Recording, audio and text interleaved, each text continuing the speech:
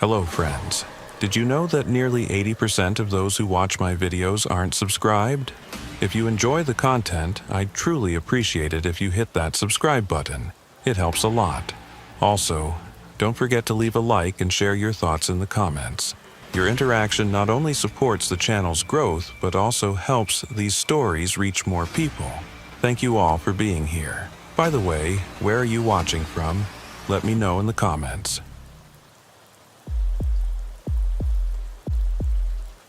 My name is Carter Hayes. For the past 9 years, I've been flying search and rescue helicopters for Colorado Mountain Rescue.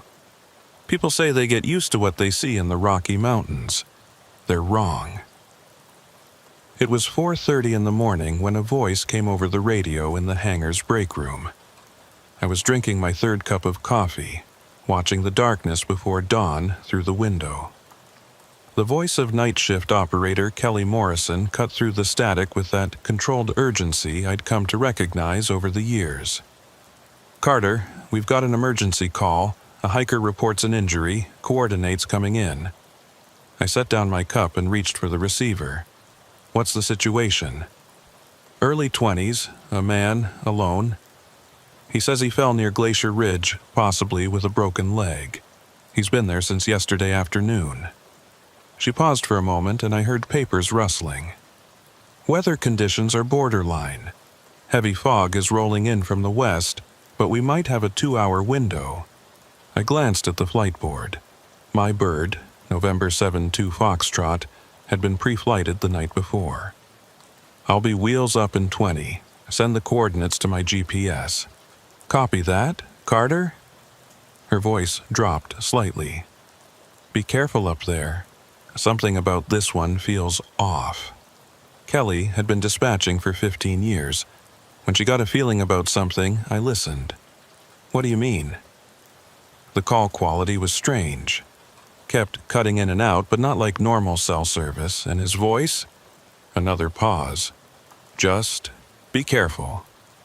"Always am," I said, already moving toward the equipment lockers.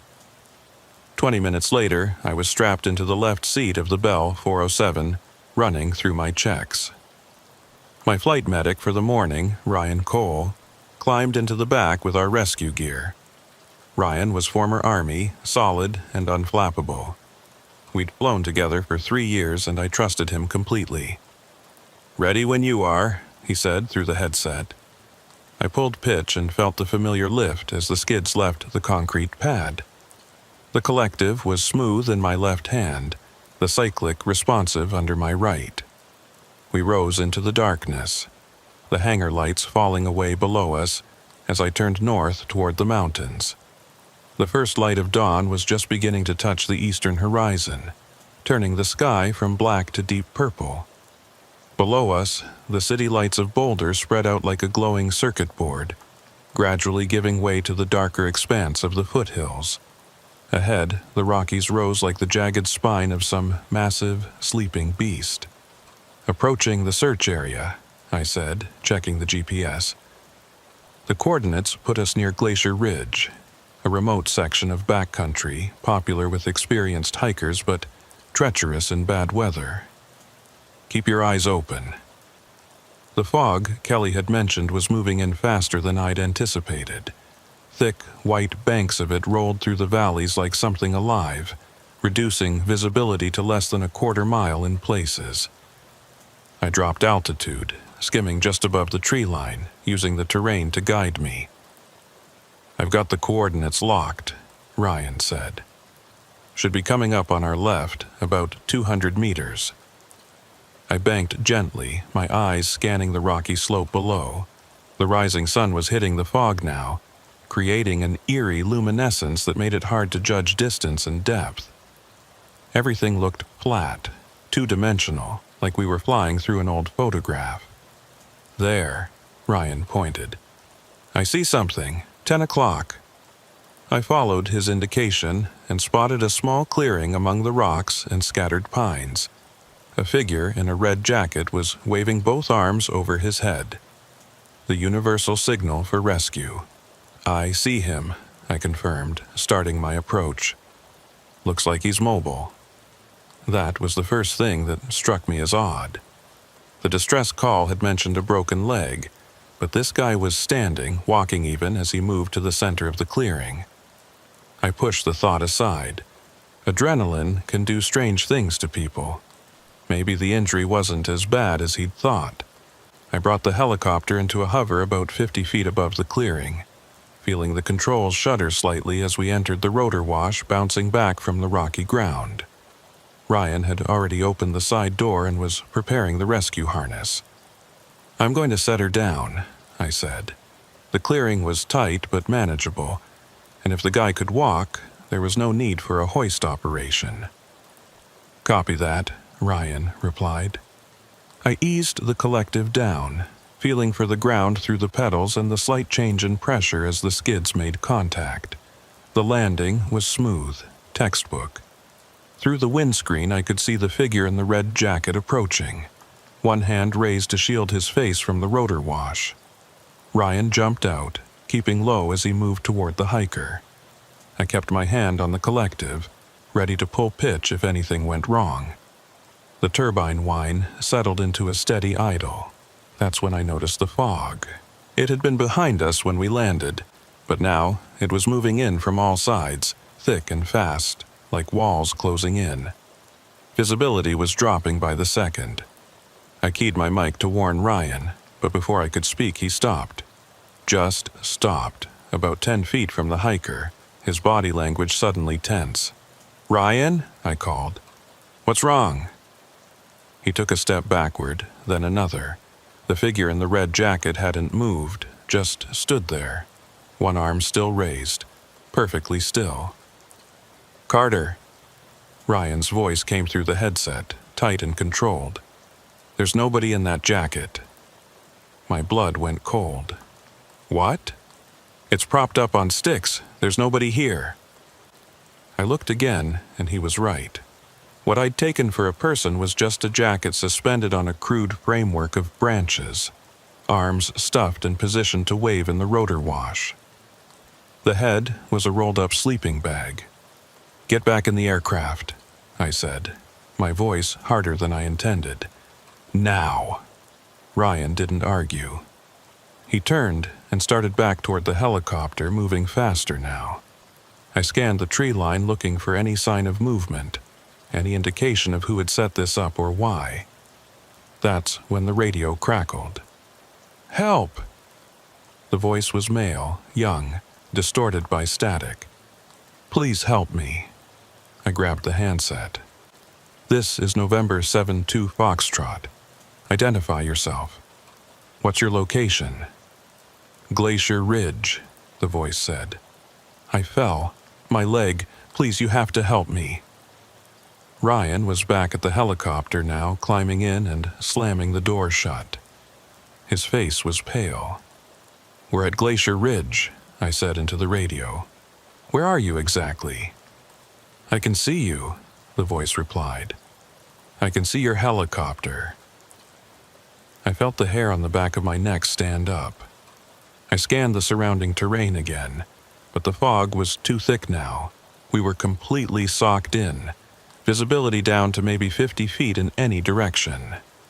"Ryan, do you see anyone?" "Negative," he said, his voice tight. "But Carter, look at this." He was holding up his phone, showing me the screen. The GPS coordinates for our current location were displayed clearly. Below that, the coordinates from the original distress call. They didn't match. We were off by nearly 3 miles. "That's impossible," I said. "I locked on to those coordinates. We followed them exactly." "I know," Ryan said. "But look at the original call log." He pulled up the dispatch record. The coordinates were completely different from what was currently showing in our GPS. They'd changed. Or we'd followed something else entirely. The radio crackled again. "Why won't you help me?" The voice was different now, still young but with an edge of something else. Anger, desperation. "I can see you. I've been waiting." I pulled pitch, feeling the helicopter lighten on its skids. "We're getting out of here." "Agreed." Ryan said. As we lifted off, the fog seemed to resist us, thick and clingy like we were rising through something with substance. The altimeter spun up slowly. 50 feet, 100, 150. The clearing disappeared below us into the white void. "Where are you going?" The voice on the radio was clearer now, almost conversational. "I'm still here. You came all this way." I didn't respond. Protocol said to maintain radio contact, but every instinct I had was screaming to ignore it. I focused on my instruments, trusting them to guide us through the soup. Airspeed, altitude, heading. The numbers were solid, reliable, real. We climbed through 2,000 feet and broke out of the fog layer into clear morning air. Below us, the cloud bank stretched out like an ocean, completely obscuring the ground. The sun was higher now, turning everything golden and beautiful. It felt wrong somehow, that contrast between what we'd just experienced and this peaceful morning scene. "November 72 Foxtrot, this is dispatch. What's your status?" Kelly's voice cut through, professional and concerned. I keyed the mic. "Dispatch, we're Code 4, returning to base. The distress call was a false alarm." "Copy that. We've been trying to reach you for the past 20 minutes. Your transponder went offline." I checked the panel. The transponder was on, squawking our assigned code like it should be. "Our equipment shows normal." "Understood. Safe flight back." Ryan was quiet during the return trip, staring out the window. I knew we'd need to talk about what happened, but not yet. Not until we were on the ground, away from the mountains. We landed at the base 40 minutes later. I shut down the turbine and sat there for a moment, listening to the blades slow their rotation, that familiar winding down sound that usually brought comfort. Today, it didn't. "I've been doing this for 12 years, Ryan said quietly. "Army medevac, civilian rescue. I've seen some strange things up there, but that..." "Yeah," I said. "I know."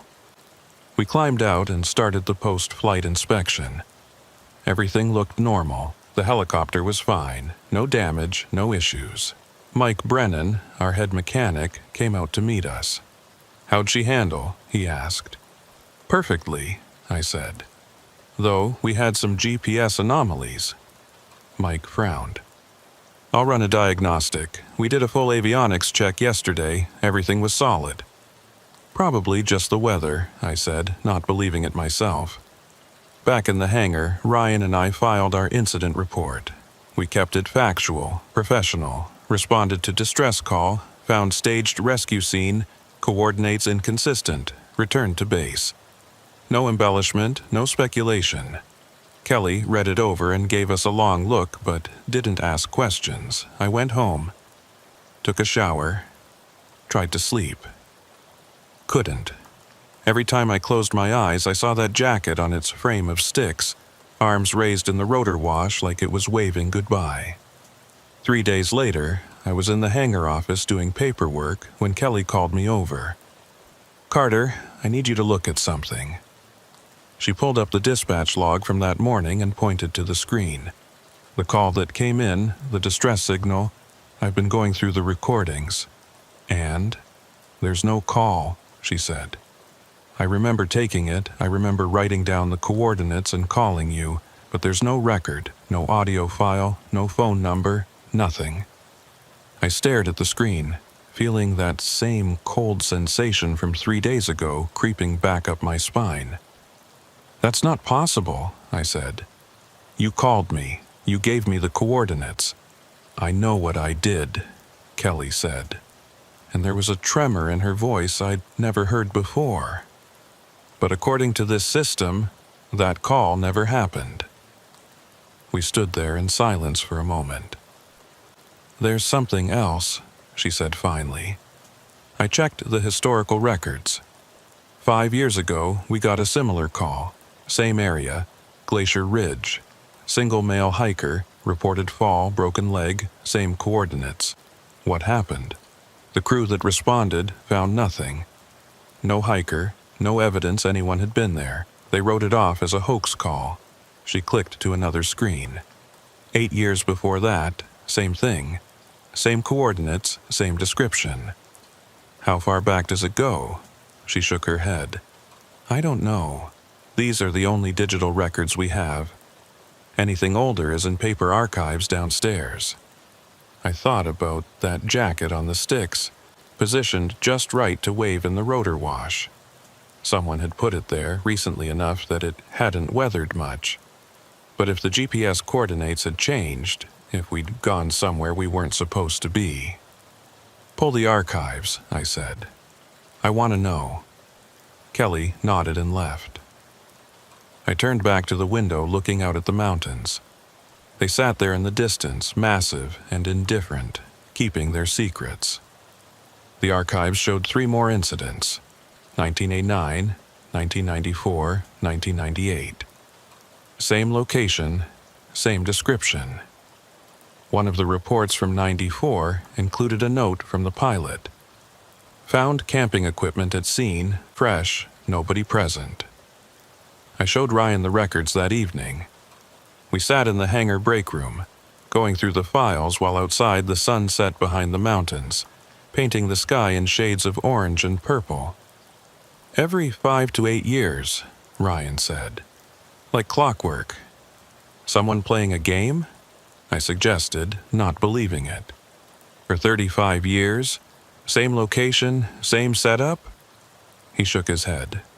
That's dedication. Then what? He didn't answer. We both knew there wasn't a rational explanation that fit all the facts. I tried to let it go, move on. We had other calls, other rescues. Real emergencies with real people who needed help. The incident at Glacier Ridge went into the files, another strange occurrence in a job that sometimes produced them. But I couldn't stop thinking about that voice on the radio. I can see you. I've been waiting. Waiting for what? 6 weeks later, I was scheduled for a solo flight to deliver supplies to one of the remote ranger stations. Routine, nothing complicated. I pre-flighted the helicopter, loaded the cargo, and lifted off into a clear afternoon. The flight plan took me north, skirting the edge of the area where we'd responded to that call. I told myself I wasn't going to look, wasn't going to deviate from my course. But as I approached, I found my hand on the cyclic, banking slightly west. Just to look, just to see. The fog was back, sitting in the valleys like it had never left. I should have turned away, stuck to my flight plan. Instead, I descended, dropping below the ridgeline into the white. The clearing appeared exactly where it had been before. I came to a hover overhead, and my heart stopped. The jacket was gone. The sticks were still there, broken and scattered now by wind or animals, but in the center of the clearing, clearly visible against the rocky ground, was something new. A bright orange rescue harness. Our harness, the one Ryan had been preparing that morning. I hadn't seen him bring it out of the helicopter. We'd left in such a hurry I'd assumed he'd secured everything. But there it was, laid out in a perfect circle, like it was waiting. I didn't land. I climbed back up, broke through the fog layer, and continued to the ranger station. Delivered the supplies, filed my flight plan, returned to base. I didn't mention what I'd seen. That night, I checked the equipment logs. The harness was accounted for, signed back into inventory the same day as the incident. Ryan's signature was right there on the form. I called him. The harness we took on the Glacier Ridge call. You brought it back, right? Of course, he said. Why? Just checking something. You're sure? Positive. It's in the equipment locker, tagged and ready. Carter, what's this about? Nothing, I said. Just doing inventory. I hung up and sat in my apartment, staring at the wall. 2 harnesses then. One in the locker, accounted for. One in the clearing, waiting. I haven't been back to Glacier Ridge. I file my flight plans carefully now, making sure they don't take me anywhere near those coordinates. Other crews have flown the area since, routine patrols and supply runs. Nobody's reported seeing anything unusual, but I know it's still there. The clearing, the coordinates, whatever it is that calls out every few years, patient and persistent. Sometimes, late at night when I can't sleep, I pull up the dispatch logs and look at the dates. 1989, 1994, 1998, 2003, 2011, 2016. The pattern isn't exact, but it's there. 5 to 8 years between incidents. We're coming up on 8 years since the last one. Kelly retired last month. On her last day, she pulled me aside and handed me a sealed envelope. "If the call comes in again," she said, "don't go. I don't care what the regulations say, what your training tells you. Just don't go." I asked her why, but she just shook her head and walked away. I put the envelope in my flight bag. Haven't opened it. Not sure I want to know what's inside. But I think about it every time I climb into the cockpit, every time I head north toward the mountains. I think about that voice on the radio, clear and desperate and somehow wrong. "I can see you. I've been waiting."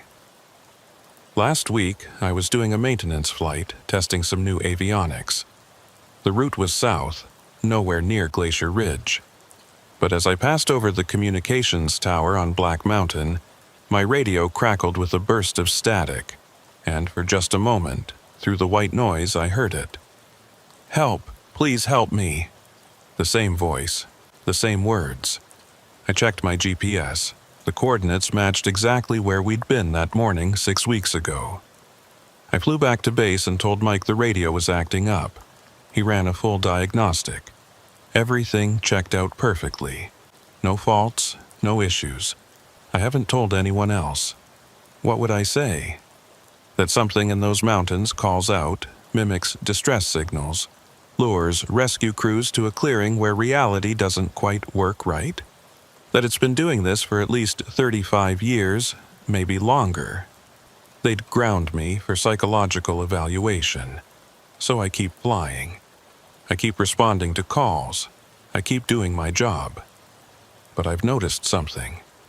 On clear days, when I'm flying past that section of the Rockies, I can see the fog. It sits in that one valley, in that one specific location, even when everywhere else is crystal clear. A small patch of white against the dark green of the forest, perfectly stationary, like it's waiting. The coordinates are programmed into my GPS now. Not officially, just a personal waypoint I added. I've labeled it "Do Not Approach." Sometimes I wonder what would happen if I went back. If I landed in that clearing, got out, walked into the fog. Maybe I'd find answers. Maybe I'd find whoever set up that jacket on its frame of sticks, whoever left that harness in a perfect circle. Or maybe I'd just find more questions. Ryan transferred to a different base 3 weeks ago. Boulder Metro Fire Department. Flying air ambulance in the city. Safer, he said. Better hours. But I saw the way he looked at the mountains before he left. The same way I look at them now, with caution, with respect, with fear. Yesterday, Kelly's replacement called me. Her name is Jennifer, young and eager, fresh from dispatch training. She wanted to review emergency protocols, run through some scenarios. One of them was a distress call from Glacier Ridge, single male hiker, reported fall, broken leg. I told her to mark that area as high risk, unpredictable weather, difficult terrain. If we get a call from there, I said, we verify, we confirm, we don't just go.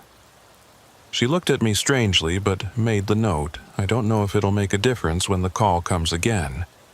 And it will come again. The pattern is clear, the timeline consistent. Somewhere between now and 3 years from now, that radio will crackle to life. A voice will call out, young and desperate and perfectly convincing, and someone will respond. Maybe it'll be me. Maybe I'll be the one flying when dispatch patches through that call. Maybe I'll be the one to follow those coordinates into the fog, to land in that clearing, to find out what's really waiting there. I tell myself I won't go, that I'll refuse, turn back, find some excuse. But I know myself. I know this job. When someone calls for help, you respond. That's the rule, the one thing that keeps this whole system working. You don't question, you don't hesitate, you go. And that's what scares me most. Not the fog, or the changing coordinates, or the impossible harness in the clearing. It's knowing that when the call comes, I'll answer. I'll fire up the turbine, lift into the sky, and point my nose toward those mountains. Because that's what we do. The envelope from Kelly is still in my flight bag. Sometimes I take it out, hold it, feel the weight of whatever's inside. But I don't open it. Maybe I should. Maybe whatever she wrote would change things, give me a reason to break that fundamental rule. But I don't think it would matter. The mountains are waiting. The fog is waiting. Whatever makes those calls, whatever arranges those signals and equipment in that clearing, is waiting. And eventually, when the time is right, it will call again. I just hope I'm not the one who answers, but I know I will be.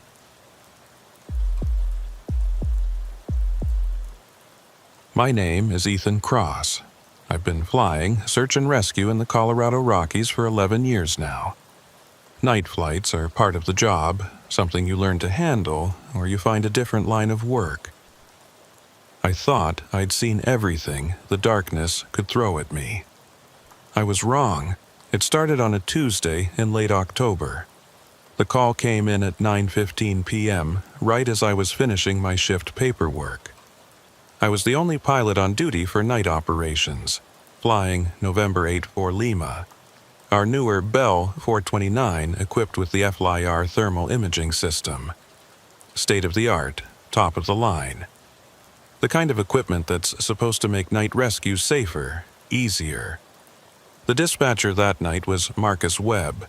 No, wait, Marcus Thompson. Good guy, 20 years on the job. His voice came through clear and professional. Ethan, we've got a situation up near Twin Peaks. Cross-country skier separated from his group, hasn't checked in. They think he might have gone off trail near the north face. I pulled up the area map on my tablet. Twin Peaks was rugged country. A lot of deadfall timber and steep ravines. Not somewhere you wanted to be alone after dark, especially with temperatures dropping into the teens. How long has he been missing? I asked. Group last saw him around 6 p.m. They hiked out to get cell service. Called it in about 40 minutes ago. 3.5 hours. Long enough for hypothermia to set in if he was injured or stuck somewhere. I'll be airborne in 15. What's the last known position? Marcus read off the coordinates and I programmed them into the flight computer. My flight medic for the evening was Lisa Chen. No, Lisa Morgan. She'd been with the team for 5 years, calm under pressure, good instincts. I trusted her completely. We met at the helicopter 15 minutes later. The night was clear and cold. Stars sharp overhead like diamond points. No moon yet, wouldn't rise for another 2 hours. Perfect conditions for the FLIR system. Lisa loaded the medical gear while I ran through the pre-flight. Everything checked out normal. The thermal camera powered up clean, showing the heat signatures of our bodies as bright white shapes against the cooler grays of the hangar and tarmac. "Ready when you are," Lisa said, strapping in. I pulled pitch and we lifted into the darkness. The city lights of Denver fell away behind us as we climbed, heading west into the mountains. At night, the Rockies become a different world. No visual references, no horizon, just the instruments and the occasional lights of a remote cabin or road far below. I kept my scan going, checking the gauges, monitoring the GPS, listening to the smooth turbine whine. Everything normal, everything routine. "Approaching the search area," I said as we crossed the ridgeline. Below us, nothing but darkness. The kind of deep black you only get in wilderness miles from any light pollution. Lisa activated the FLIR system, and the main display lit up with the thermal image. The world transformed into shades of gray and white, cooler areas dark, heat sources bright. The tree canopy showed as a mottled pattern, the rocky outcrops cooler and darker. "I'm going to start a search pattern," I said, beginning a systematic grid. "Keep your eyes on that screen." "Copy that." We flew the pattern for 20 minutes, covering the area around the last known position. The FLIR showed wildlife, deer, probably elk, their heat signatures distinctive against the cold ground, but no human.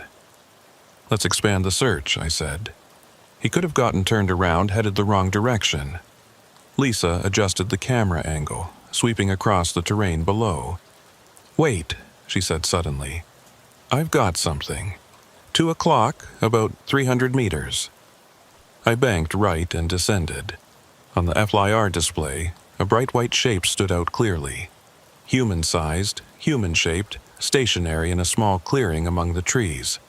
"That's gotta be him," I said, feeling a surge of relief. "Good eyes, Lisa."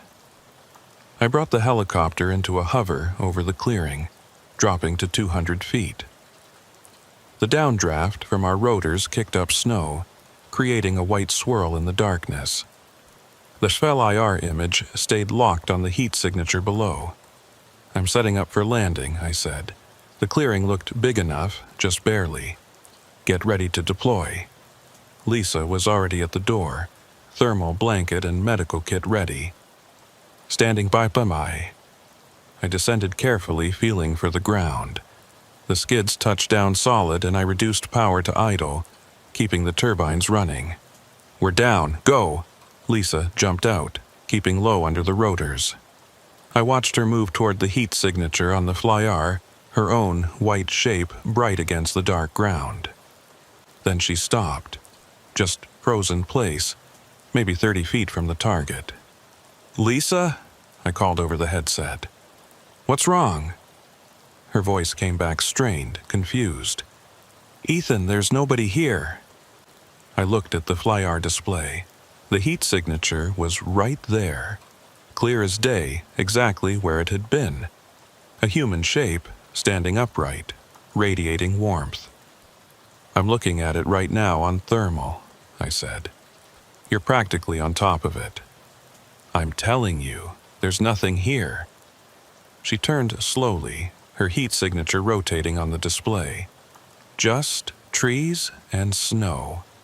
That made no sense. The FLIR doesn't lie. It sees heat, that's all. If something is warm, it shows up. If it's cold, it doesn't. There's no in-between, no malfunction that creates phantom images. "Check your position," I said, though I could see exactly where she was. "I'm right here, exactly where the target should be." She waved her arms, and I watched her white shape on the display mirror the movement. "There's nothing." I stared at the screen. The second heat signature was still there, motionless about 10 feet from Lisa. Clear and distinct, but she was saying it wasn't there. "Come back to the aircraft," I said, fighting to keep my voice steady. "Now." Lisa didn't argue. She turned and started back toward the helicopter. On the thermal display, her shape moved away from the phantom signature, and the phantom signature followed her. "Lisa, move faster," I said, my hand tightening on the collective. "Why? What's wrong?" "Just move." She broke into a run. The heat signature on the screen matched her pace, staying about 10 feet behind her, moving with an odd fluidity that made my skin crawl. Lisa reached the helicopter and climbed in fast, slamming the door shut. I pulled pitch immediately, lifting off before she'd even buckled in. "What the hell was that about?" she demanded, breathing hard. I pointed at the FLIR display. "Look." The phantom heat signature stood in the clearing below us, alone now, not moving. Just standing there, radiating warmth that shouldn't exist. Lisa stared at the screen, her face pale. That's impossible. I'm telling you, there was nothing there. Nothing. I climbed to 500 feet and circled back over the clearing. The signature remained visible, bright and clear. I switched the FLIR to narrow field of view, zooming in on it. The shape was human, definitely.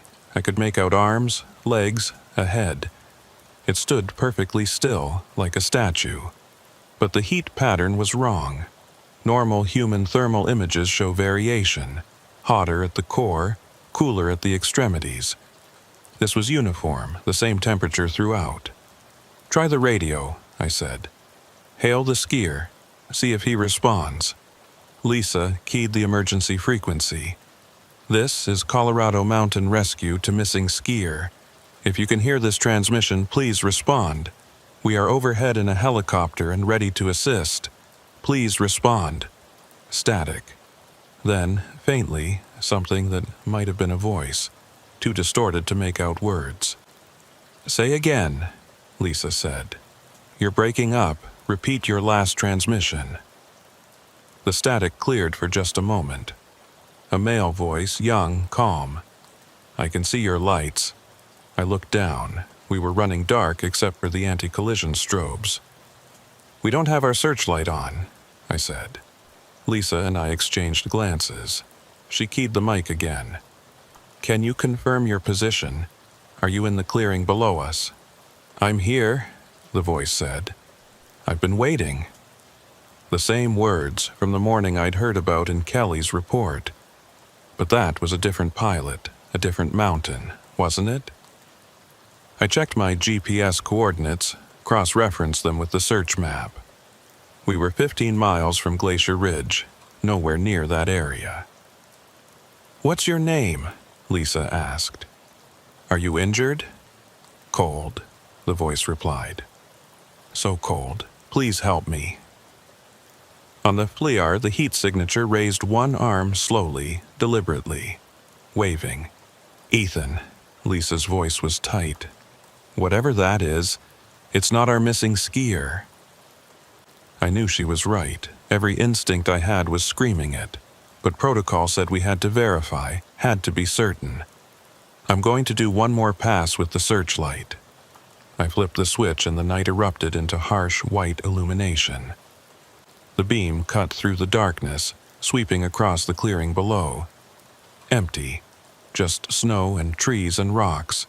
No person, no heat source, nothing. I swept the light back and forth, covering every inch of the clearing. Nothing. But on the FLIR display, the heat signature stood exactly where it had been. Arm still raised, waving slowly. "We're leaving," I said, killing the searchlight and banking away from the clearing. "Agreed," Lisa said quietly. I climbed to 1,000 feet and headed north, expanding the search pattern. My hands were shaking slightly on the controls, and I forced myself to focus on the instruments, on the procedure. 20 minutes later, Lisa called out another contact. "I've got a heat signature, northeast ridge. This one's moving." I turned toward it, wary now. "You sure?" "It's different from the last one. Look at the thermal pattern, hot core, cooler extremities. That's real." She was right. The signature looked normal, human. It was moving slowly, erratically, stumbling through the snow. "That's our guy," I said, relief washing through me. We found a landing spot about 50 yards from the heat signature and sat down. This time I went with Lisa, leaving the helicopter running. The man was right where the FLIR said he'd be. Mid-20s, ski gear, hypothermic but conscious.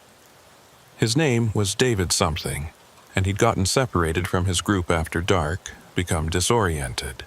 We got him wrapped in thermal blankets and into the helicopter. He was lucid enough to talk, complaining about the cold, asking about his friends. Normal. Real. I lifted off and headed for the hospital in Boulder. Lisa monitored David's vitals in the back while I focused on flying. The mission was successful. We'd found our missing person, he'd be fine with treatment. A good outcome. But I couldn't stop thinking about that first heat signature, the one that wasn't there. We landed at Boulder Community Hospital 45 minutes later and transferred David to the waiting medical team.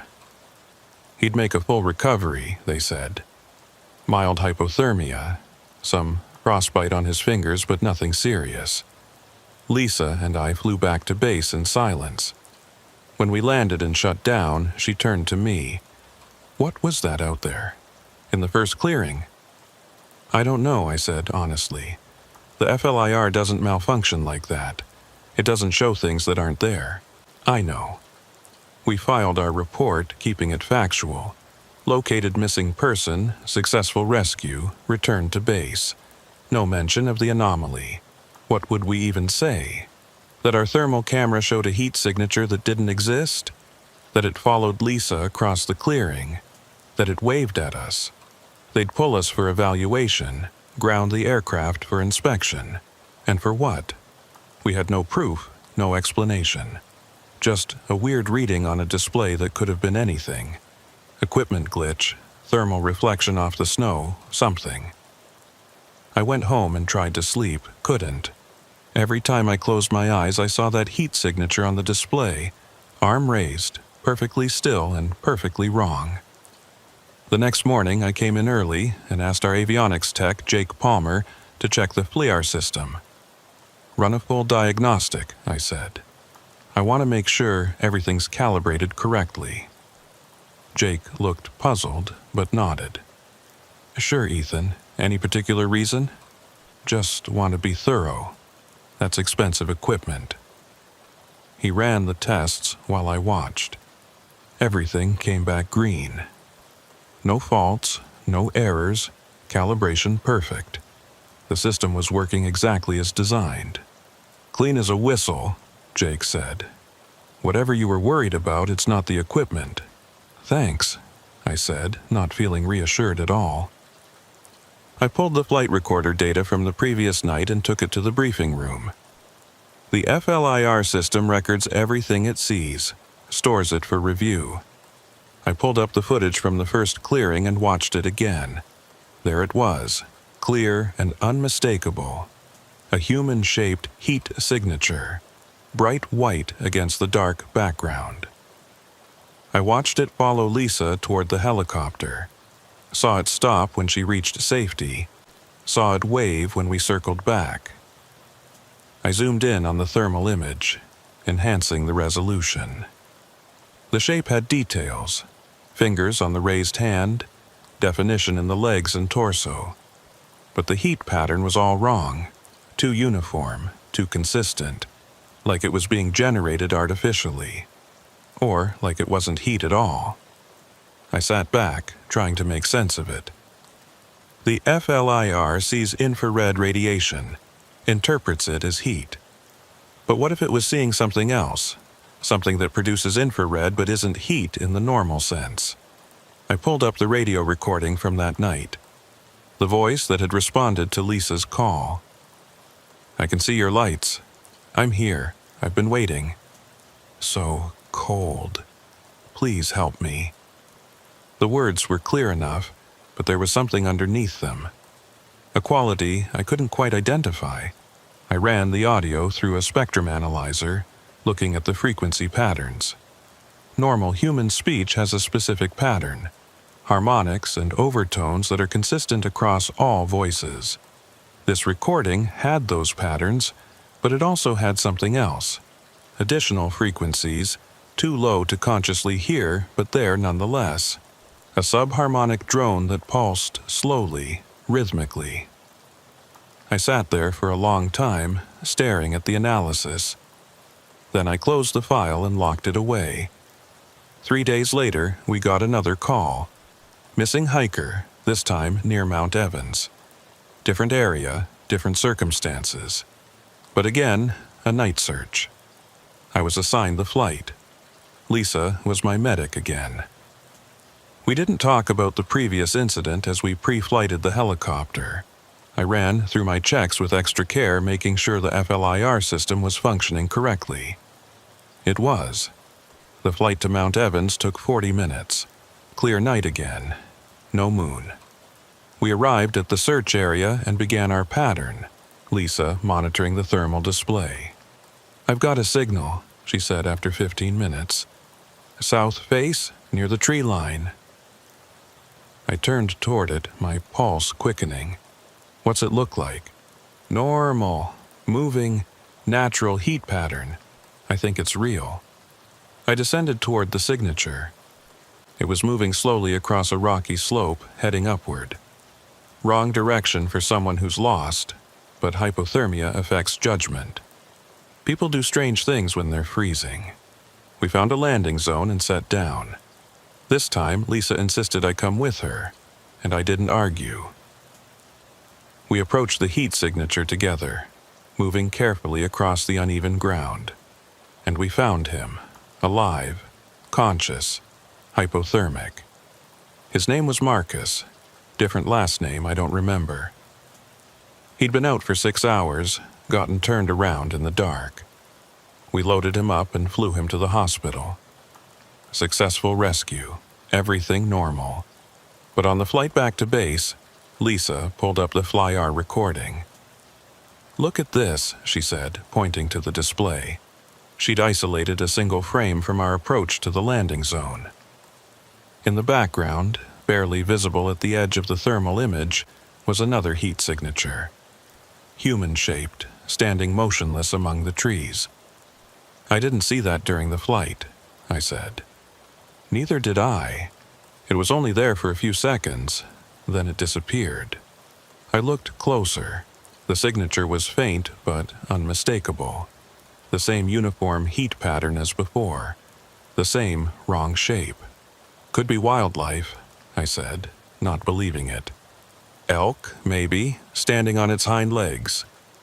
Lisa didn't respond. We both knew what we were looking at. Over the next month, we flew 6 more night rescues. 5 were routine, found the missing person, brought them home, no issues.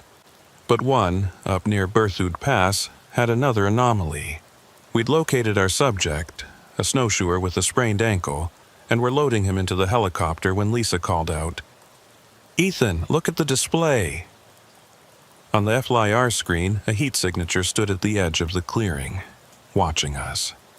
"Do you see anything?" I asked, scanning the darkness. "No, just on thermal." The signature didn't move, just stood there while we completed the rescue and lifted off. As we climbed away, I looked back at the display. It was still there, motionless, arm raised in that same slow wave. I started keeping a log, not official, just personal notes, dates, locations, conditions. Every time we saw one of the anomalies, I recorded it. Lisa did the same. Patterns emerged. The signatures only appeared during night flights. They were always in remote areas, away from any trails or roads. They never appeared on our initial approach, only after we'd been in the area for several minutes. And they were becoming more frequent. In December, we saw 3 in 1 week. January, 5.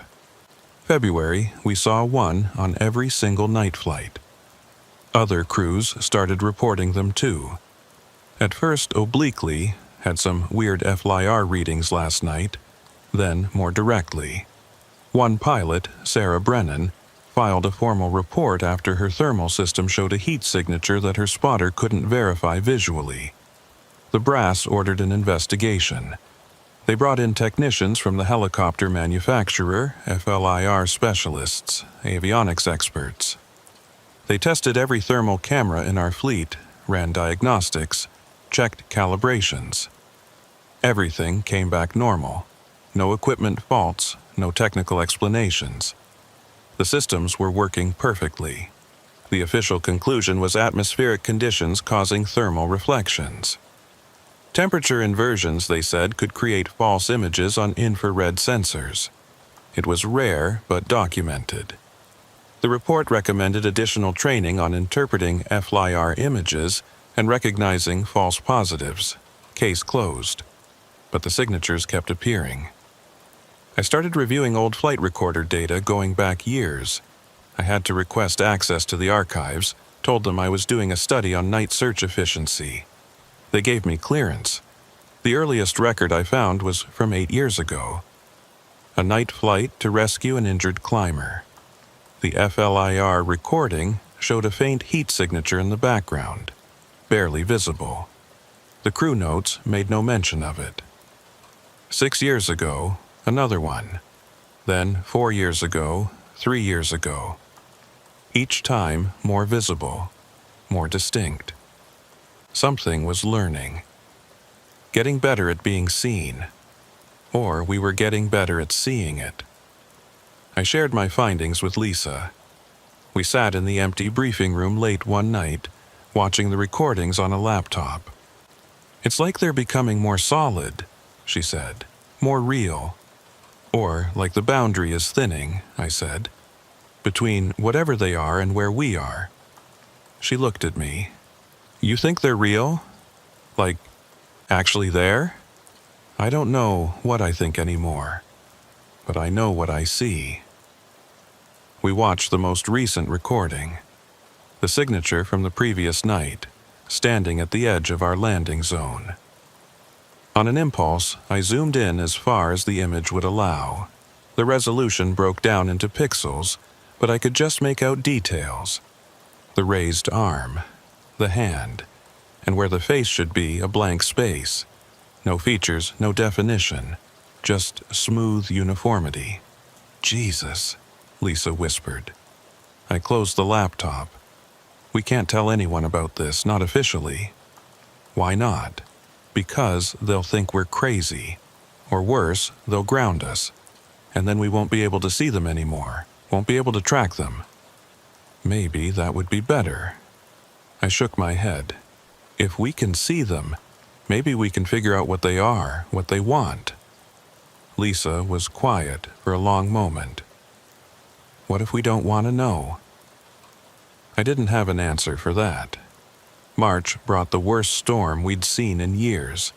3 feet of snow in 2 days, wind gusts over 60 miles per hour. When it finally cleared, we had a backlog of calls. Missing skiers, stranded hikers, snowmobilers who'd gotten stuck or injured. I flew 18 hours over 3 days. Every flight, I saw them. Sometimes one, sometimes multiples. Always at the edges of our search areas. Always watching. They were getting closer. On the 4th day, exhausted and running on coffee and adrenaline, I got a call for a solo hiker overdue on Trail Ridge. I lifted off at 11 p.m. with Lisa, heading into the mountains for what felt like the 100th time that week. We found the hiker quickly. False alarm. He'd just lost track of time and hiked out on his own, met us at the trailhead to cancel the search. Good news. Easy mission. But on the flight back, Lisa called out, "Ethan, I'm showing multiple heat signatures, a lot of them." I looked at the FLIR display. My blood went cold. Dozens of heat signatures dotted the mountainside below us. All human-shaped, all stationary, all watching. "How many?" I asked. "I count 37, maybe more." I climbed higher, putting distance between us and whatever was down there. The signatures didn't move, didn't follow, just stood there, scattered across the mountain like sentinels. "They've never appeared in groups before," Lisa said, her voice shaking. "I know. What do we do?" I thought about turning back, landing at the nearest airport, refusing to fly. But I knew it wouldn't matter. Whatever these things were, they weren't confined to one mountain or one night. They were everywhere now. "We go home," I said. "We log it. We keep watching." The flight back was silent. The signatures faded from the display as we left the area, disappearing one by one until the screen showed only empty mountains. I filed my report that night, including the multiple contacts. By morning, there was a memo from administration. Effective immediately, all FLIR anomalies were to be reported to a special investigation team. Do not discuss findings with other crew members. Do not speculate on causes. They were taking it seriously now. Finally. But it was too late. Whatever threshold we'd crossed, whatever line we'd stepped over, there was no going back. The next week, every night, flight reported thermal anomalies. Not just our base, crews from across Colorado, Wyoming, Utah, New Mexico. The reports were all the same. Human-shaped heat signatures, no visual confirmation, appearing in remote areas during night operations. The investigation team interviewed all of us. I told them what I knew, showed them my logs. They took the data and thanked me for my cooperation. Then nothing. No follow-up, no conclusions, no explanations. The flights continued. The signatures kept appearing. Last month, something changed. I was flying a routine supply run to a remote weather station. No rescue mission, no emergency. Just me and the helicopter, following a well-known route I'd flown 100 times. The FLIR was on, not because I needed it, but because I always kept it on now. I wanted to see them coming, and I did. A single heat signature appeared on the ridge ahead of me. I was still 5 miles out, but it was there, clear and bright, waiting. As I approached, I expected it to disappear like they always did when I got close. But it didn't. It stayed visible, growing larger on the display as I closed the distance. 2 miles out, I could see it clearly. The same uniform heat pattern, the same wrong proportions. The arm raised in that familiar wave. 1 mile out, I activated the searchlight. The beam swept across the ridge. And for the first time, I saw it. Not much. Just a shape, darker than the shadows around it, outlined briefly in the light. Human-sized, but not quite human-shaped. The proportions were off, the angles wrong. Then it was gone, and the FLIR showed only empty mountainside. My hands were shaking so badly I had to set down on a nearby plateau and collect myself. I sat there for 10 minutes, engine idling, staring at the darkness outside. They could be seen now, not just on thermal, not just on infrared. They were becoming real. I reported it. The investigation team added it to their files. I don't think they knew what to do with the information any more than I did. 2 weeks ago, Lisa transferred to a different department. Ground operations. No more flights. She didn't say it was because of the signatures, but I knew. I've been flying solo more often now. Fewer medics want to work the night shift. Fewer pilots volunteering for dark operations. The old-timers say it's just a slow season, normal fluctuations in staffing. But I see the way they look at the mountains after sunset. The way they check the FLIR systems before every flight. The way their eyes linger on the displays. They know.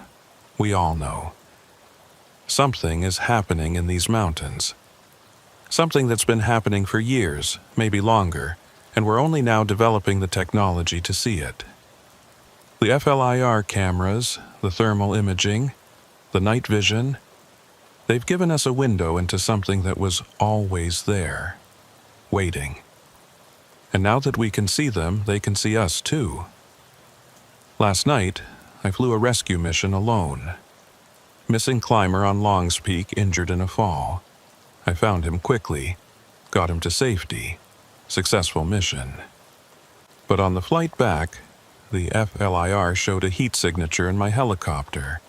In the back seat, where Lisa used to sit, I looked over my shoulder.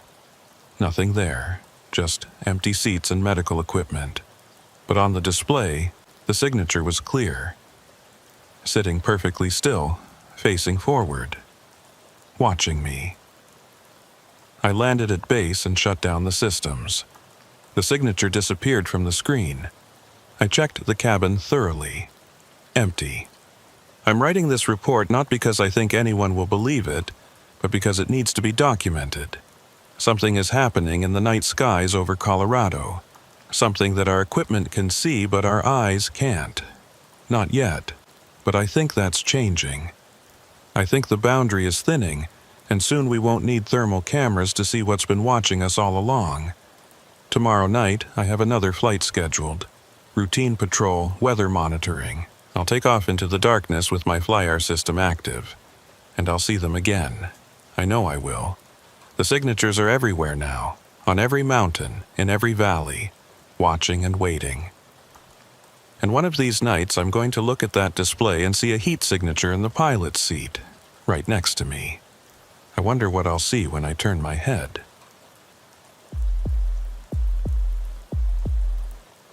My name is Ryan Mitchell. I've been flying search and rescue helicopters in the Colorado Rockies for 14 years. In that time, I've pulled hundreds of people off these mountains, injured, lost, stranded. I remember most of them, at least their faces. But there's one I can't forget, and according to every official record, she never existed at all. It was mid-January, the kind of cold that makes metal brittle and turns your breath to ice crystals before it leaves your mouth. I'd just finished a training flight and was in the hangar going over maintenance logs when the call came through. Dispatch was handled by Tom Rivera that day, one of our senior coordinators. His voice had that edge I'd learned to recognize, controlled urgency masking real concern. "Ryan, we've got a code red. Avalanche at Copper Basin, multiple parties reported missing. I'm scrambling everything we have." I was already moving toward my helicopter. November 58 Whiskey. "How many missing?" Initial reports say 4, maybe 5. Ski Patrol has beacons on 2 of them, but there's at least one without a transceiver. Weather window is closing fast. Another storm front moving in from the west. I'll be airborne in 10 minutes. My flight medic was supposed to be off that day, so they paired me with Daniel Foster, a paramedic on loan from Boulder Fire. Good reputation, solid skills, but we'd never worked together before. He met me at the helicopter, already geared up. "First time in a mountain rescue bird?" I asked as we strapped in. "Second," he said. "Did one last winter. Snowmobile accident. Stay alert and follow my lead. Avalanche sites are unstable. We might only get one shot at this." He nodded, and I could see he understood the stakes.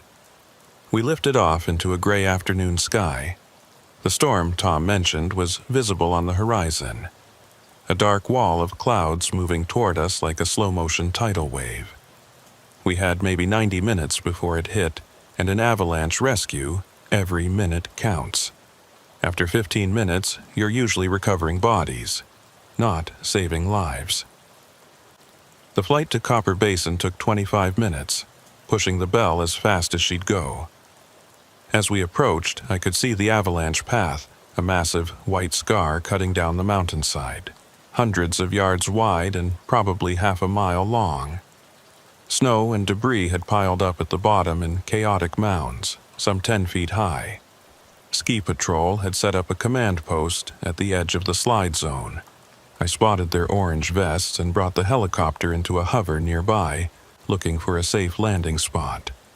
The snow was deep and the terrain uncertain, but I found a relatively flat area about 50 yards from the debris field and set her down. Daniel and I jumped out, keeping low under the rotors. A ski patrol captain named Brooks came running over, his face red from cold and exertion. "We've got 2 victims recovered, both alive," he shouted over the engine noise. "One critical, one stable. We're still searching for 3 more. The beacons aren't getting any returns from the others." "No transceivers on the other 3? I asked. "One beacon pinged during the initial search, then went dead. We think the battery died or it got damaged. The other 2, he shook his head. We don't know if they were wearing them." I looked at the debris field. Thousands of tons of snow, ice chunks the size of cars, broken trees. Finding someone in that without a beacon was nearly impossible. "We'll take your critical patient," I said, "then come back for searches." Brooks nodded and waved to his team. They brought the stretcher over at a run, a a woman in her 40s, unconscious, obvious head trauma. Daniel went to work immediately, checking vitals as we loaded her into the helicopter. Severe hypothermia, possible skull fracture, Daniel reported. She needs a trauma center now. We're gone, I said, climbing back into the pilot's seat. The flight to St. Anthony's Hospital took 18 minutes. We handed off the patient and refueled, then headed straight back to Copper Basin. The storm was closer now, the first snow flurries already falling. When we landed again, Brooks met us with an update. We found another one. Deceased, male, probably in his 20s. That makes 3 accounted for, 2 still missing. Show me where you're searching. He led us to the edge of the debris field, pointing to areas his teams were probing with poles. We're working a grid pattern, but it's slow going. The snow is compressed hard as concrete in some places, loose and deep in others. I studied the avalanche path, trying to read the terrain the way I'd been taught. Where would the slide have carried someone? Where would they most likely end up? What about above the debris field? I asked. Anyone searching up there? Brooks looked uncertain. The whole area is unstable. We didn't want to risk triggering another slide. But it's possible someone got caught at the top, maybe thrown clear. Possible, yeah, but it's a long shot. Long shots were sometimes all we had. I'm going to do an aerial search of the upper slope, I said. Keep your teams working down here. Back in the helicopter, I lifted off and climbed toward the top of the avalanche path. The snow was still falling lightly, visibility decent but deteriorating. I flew a slow pattern along the crown of the slide, the point where the snow had fractured and given way. You see anything? I asked Daniel, who was scanning with binoculars. Negative, just snow and...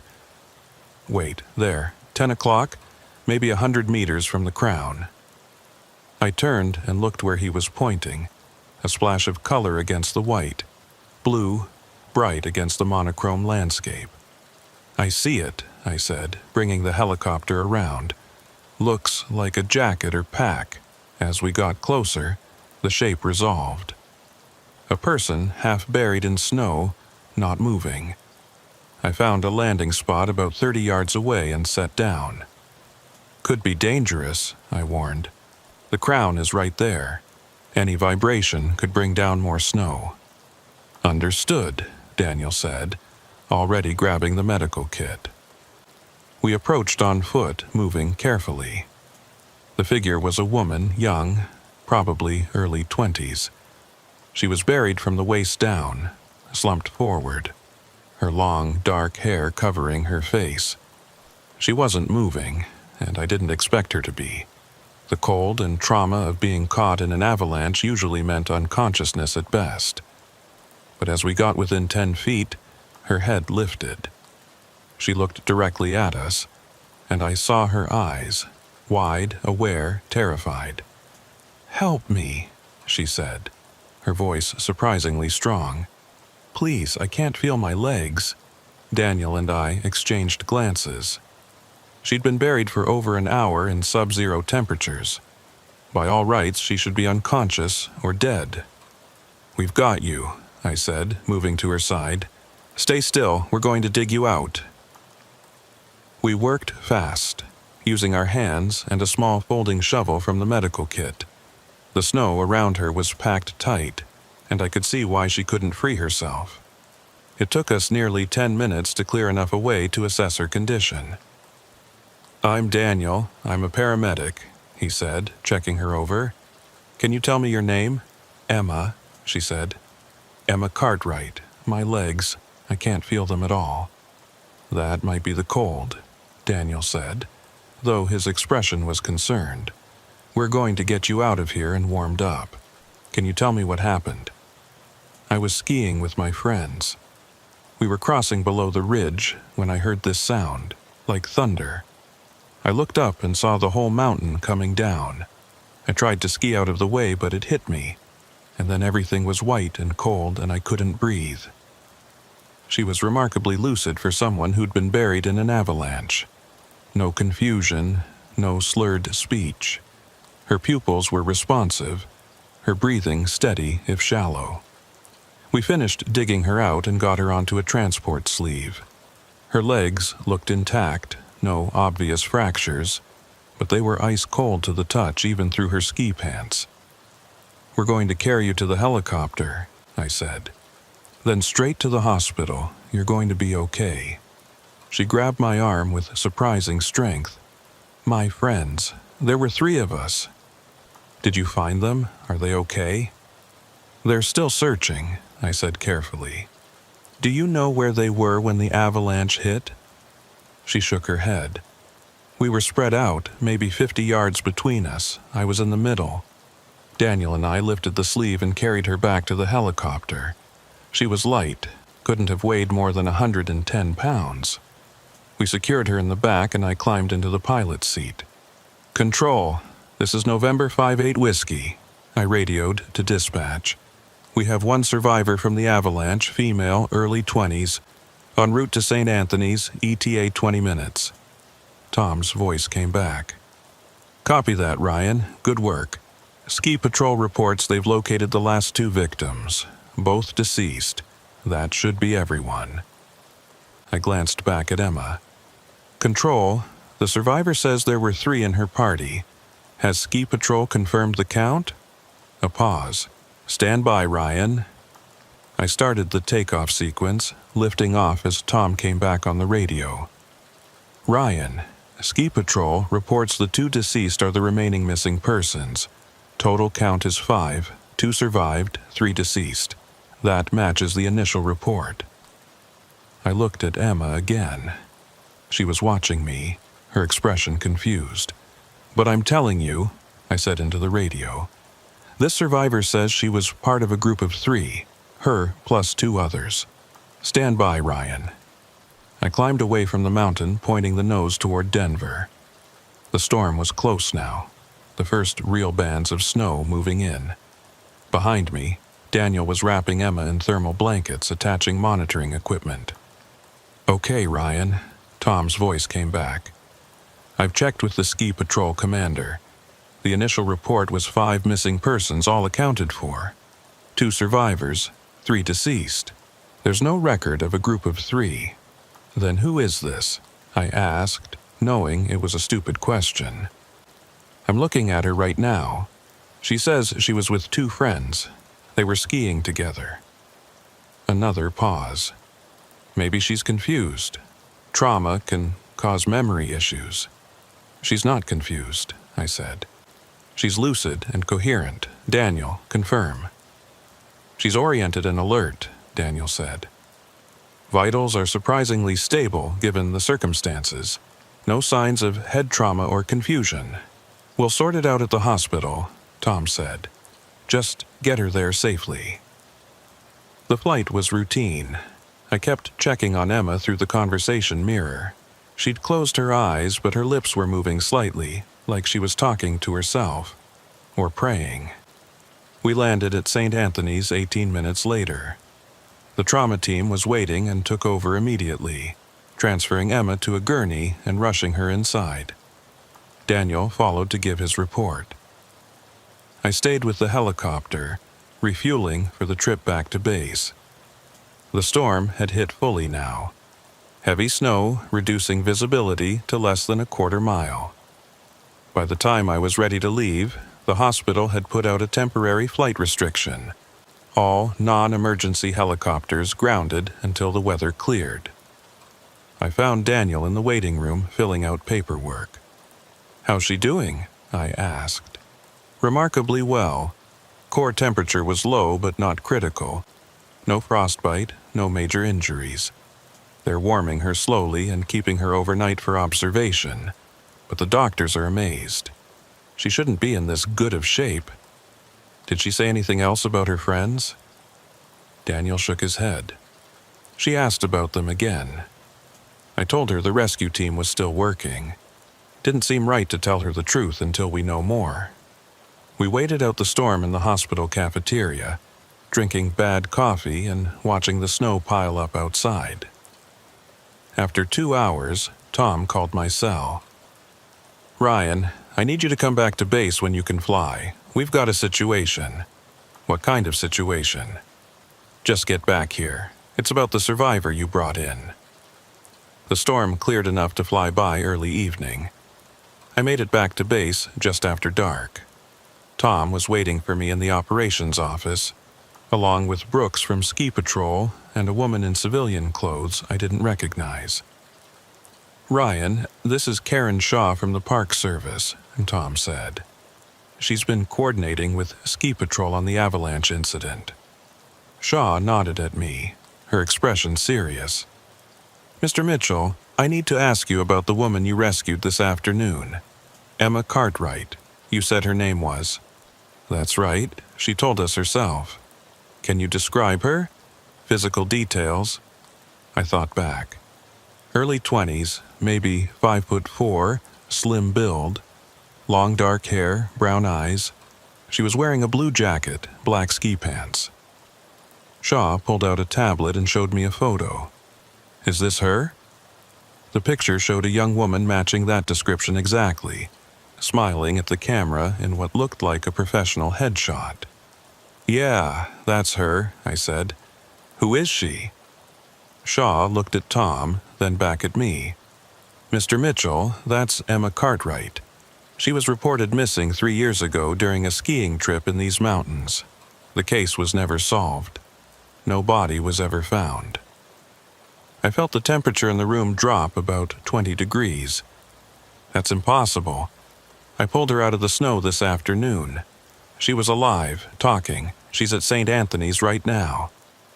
We know, Tom said quietly. We called the hospital. They confirmed a patient was admitted under that name this afternoon, brought in by air ambulance from Copper Basin. So, what's the problem? Shaw leaned forward. Mr. Mitchell, we went to the hospital to interview her. We wanted to know where she'd been for 3 years, how she survived. And? She's not there. According to the hospital, no patient by that name was ever admitted.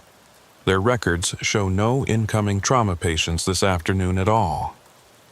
I stared at her. That's insane. We brought her in. Daniel and I carried her to the trauma team ourselves. They wheeled her inside. I believe you, Shaw said. But there's no record of it, no admission forms, no treatment records, no patient in any of their systems under that name. Then talk to the trauma team. They saw her. We did. None of them remember treating anyone matching that description. In fact, they say no helicopter patients came in this afternoon at all. The room started to feel too small. Daniel was there, he can confirm everything. Tom shifted uncomfortably. We talked to Daniel. He says he doesn't remember any patient named Emma Cartwright. He says the only patient you transported today was the woman from the initial rescue, the one with the head injury. No, I said, standing up. No, that's not right. Emma was the second patient, the woman we found near the crown of the avalanche. She was alive. She talked to us. Ryan. Tom's voice was gentle. Daniel says there was no second patient. He says you did one rescue run today, then waited out the storm at the hospital. I pulled out my phone, my hands shaking. I have the flight logs, the radio transmissions. You recorded everything, Tom. Pull the recordings. Tom and Shaw exchanged glances. We did, Tom said. Your first call, reporting the woman with the head injury, clear as day. Your second call saying you were waiting out the storm at the hospital. No mention of a second patient. That's impossible. I radioed it in. You told me Ski Patrol had accounted for everyone, and I said this survivor claimed there were 3 in her group. Your second transmission was about the weather conditions, Ryan. Nothing about another patient. I turned to Brooks. You were there. You saw us bring her to the helicopter.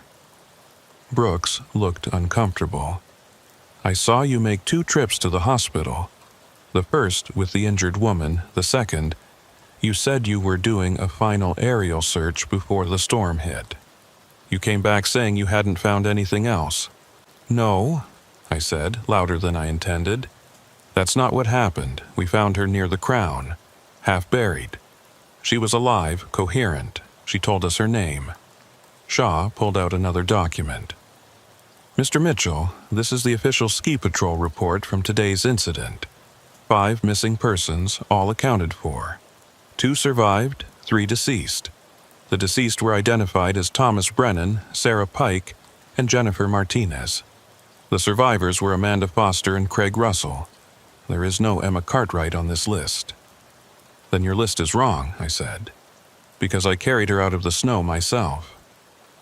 "Ryan," Tom said carefully, "I think you should take some time off. It was a stressful day, multiple casualties, bad weather. Sometimes my mind is fine," I snapped. "I know what I saw, what I did." Shaw stood up. "Mr. Mitchell, I'm not here to question your professionalism or your mental state. But the facts are concerning. A woman matching Emma Cartwright's description, a woman who's been missing for 3 years, somehow appears at an avalanche site. You rescue her, bring her to a hospital, and then every trace of her disappears. No records, no witnesses, nothing." "Except me," I said. "I'm a witness." "Yes," Shaw said quietly. "You are." They let me go after another hour of questions, the same questions asked different ways. I drove home in a daze, my mind replaying every moment of that rescue. The sound of Emma's voice, the feel of the transport sleeve in my hands, the way she'd grabbed my arm and asked about her friends. It had been real, all of it. At home, I pulled up everything I could find on Emma Cartwright. There wasn't much. A few news articles from 3 years ago about a missing skier, a Facebook page that hadn't been updated since then, a family website asking for information. The photos matched. The woman I'd pulled from the snow was definitely Emma Cartwright. I tried calling Daniel, but he didn't answer. Sent a voicemail. I left a message asking him to call me back, that it was important. He never did. Over the next few days, I became obsessed. I went back to Copper Basin, hiked up to where we'd found her. The snow had been redistributed by wind and weather, but I found the spot. I knew I did. I could picture her exactly, half buried, looking up at us. There was nothing there, just undisturbed snow. I filed a formal report with the Park Service, detailing everything I remembered. Shaw was professional, but non-committal. The case remained open, she said, but there were no leads. I contacted Emma's family through their website. Her mother agreed to meet me at a coffee shop in Boulder. Mrs. Cartwright was in her 50s, careworn and tired. She listened to my story without interruption, her hands wrapped around a coffee cup that had long since gone cold. When I finished, she was quiet for a long time. "Mr. Mitchell," she finally said, "in the 3 years since Emma disappeared, I've talked to 7 different people who claimed they'd seen her. 3 said they'd spoken with her. 1 said they'd given her a ride. None of it led anywhere." "I'm not making this up," I said. "I'm a search and rescue pilot. I believe you," she interrupted gently. "I believe you believe it. But Mr. Mitchell, I've learned that the mountains do strange things to people. The isolation, the stress, the altitude. My daughter is gone. I've accepted that. And I think you need to accept what your supervisors are telling you." "What if she's still out there?" I asked. "What if she's been alive this whole time and just couldn't get back?" Mrs. Cartwright's eyes were wet. "Then I hope she's at peace. That's all I can hope for now." I was put on mandatory leave 2 weeks later. Not disciplined, Tom was careful to emphasize. Just a break. Time to decompress. They had a counselor I could talk to if I wanted. I didn't want to talk to anyone. I wanted someone to believe me. But nobody did. The physical evidence didn't exist. The recordings I remembered weren't there. Daniel didn't remember. The trauma team didn't remember. Brooks didn't remember. Only me. I spent the leave going through my own memories obsessively, trying to find some inconsistency, some sign that maybe they were right and I'd imagined the whole thing. Some kind of stress-induced hallucination or false memory. But I couldn't find it. Every detail was clear. The weight of her body on the transport sleeve, the specific blue shade of her jacket, the way her voice had sounded when she said her name, Emma Cartwright. Near the end of my leave, I got a package in the mail. No return address, postmarked from somewhere in Montana. Inside was a flash drive and a handwritten note on plain paper. "You're not crazy. DF. DF Daniel Foster." I plugged the flash drive into my laptop. It contained a single video file, time-stamped from the day of the avalanche. Phone camera footage, shaky and quick, like it had been filmed secretly. The video showed the inside of a helicopter. My helicopter. In the back, strapped to the medical bench, was Emma Cartwright. She was wrapped in thermal blankets, eyes closed. The timestamp showed it was during our flight to St. Anthony's. Daniel's voice whispering, "I don't know if anyone will believe this. I don't know if I believe it myself. But I'm making this recording as proof because I have a feeling something's not right. This is the second patient from Copper Basin. Ryan found her near the Avalanche Crown. Her name is Emma Cartwright and she's..." The video cut off abruptly. I played it 5 more times. Emma was there, real and solid on the screen. Proof that I hadn't imagined it. I tried calling Daniel's number again. Disconnected. I looked him up online. His social media accounts had been deleted. The Boulder Fire Department had no record of a paramedic by that name. According to their HR department, they'd never had an employee named Daniel Foster. I uploaded the video to 3 different cloud storage services, emailed it to myself, backed it up on 2 external drives. Then I tried to share it with Tom. The file wouldn't send. Every time I tried, the email failed. I tried uploading it to file-sharing sites. Same result. Error messages, corrupted file warnings. I tried showing it to a friend, a guy I'd known for years. He looked at the screen, watched the whole video, and when it finished, he looked at me confused. "What am I supposed to be seeing?" he asked. "It's just an empty helicopter interior." I grabbed the laptop back. On the screen, Emma was clearly visible, exactly as I remembered. "You don't see her?" I asked. "Right there on the medical bench?" He looked at me with concern. "Ryan, there's nobody there, just empty seats." I stopped trying to show people after that. The video is the only proof I have that any of it happened. I watch it sometimes late at night when I can't sleep. Emma is always there on my screen, wrapped in blankets, breathing slowly. But I wonder, if I showed this to someone else now, what would they see? An empty helicopter? Or would the video be corrupted somehow, showing nothing at all? I went back to work after my leave ended. I fly the same routes, respond to the same calls. My crew trusts me.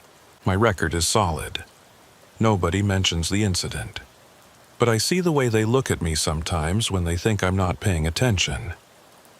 The sidelong glances, the whispered conversations that stop when I walk into a room. They think I had a breakdown. Stress-induced delusion brought on by a traumatic call. It happens sometimes in rescue work. People see things, remember things wrong. The mind tries to protect itself. Maybe they're right. Maybe I did imagine the whole thing. Emma, Daniel, all of it. Maybe the video on my laptop is just some glitch, a corruption of data that happens to look like a person. Maybe. But 3 months ago, I was flying a routine transport, bringing supplies to a remote ranger station. The route took me over Copper Basin. I wasn't looking for anything, wasn't even thinking about that day, and I saw her. Standing at the crown of the old avalanche path, alone in the snow. The same blue jacket, the same dark hair. She was looking up at the helicopter, at me. She raised one hand, not waving, just holding it up, like she was trying to show me something, or tell me something. I circled back, but by the time I'd come around for another pass, she was gone. Nothing but unmarked snow. I didn't report it, didn't tell anyone. I just flew on to my destination, delivered my supplies, came home. But now, every time I fly over that area, I look. I can't help myself. Sometimes I don't see anything. Sometimes I do. And each time I see her, she's in a different spot, closer to the ski area, closer to the places where people are. Last week, a skier reported seeing a woman in a blue jacket near the avalanche site, asking for help. Ski patrol responded but found no one. They wrote it off as a miscommunication. But I know it was Emma. She's still out there, still buried in that mountain somehow. Or maybe she's in between, caught in whatever space exists between being found and being lost. I don't know what happened that day. I don't know why everyone else forgot, why the records disappeared, why only Daniel and I remember. I don't know if Emma Cartwright is alive or dead, real or imagined, a person or something else entirely. But I know what I saw, what I did, and I know that someday, maybe soon, someone else will get a call about an avalanche at Copper Basin. They'll fly up there, search the debris field, and near the crown they'll find a woman in a blue jacket, half buried in the snow. She'll be alive. She'll tell them her name is Emma Cartwright. They'll rescue her, bring her to a hospital, and then, like she did with me, she'll disappear. No records, no witnesses, no proof she was ever there, except for whoever pulled her out of the snow. They'll remember. They'll know it was real. And nobody will believe them. I've thought about quitting, finding a different job, moving somewhere far from these mountains. Somewhere Emma Cartwright never went skiing, where avalanches don't happen, where the missing stay missing. But I know it won't matter. Because 2 days ago, I got another call. Single hiker, overdue and missing, last seen near Copper Basin. Female, early 20s, long dark hair, last known to be wearing a blue jacket. I took the call, of course I did, and tomorrow morning, when the weather clears, I'll fly up there and search. I'll scan the snow and the rocks and the trees, looking for any sign of her, and if I find her, when I find her, I'll bring her back, even though I know what will happen next. Even though I know that this time, when I land at the hospital, I'll probably be the one who disappears from the records. But that's the job.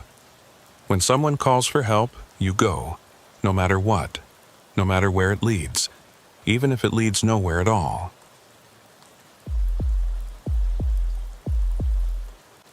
My name is Nolan Drake. I've been flying search and rescue in the Colorado Rockies for 16 years.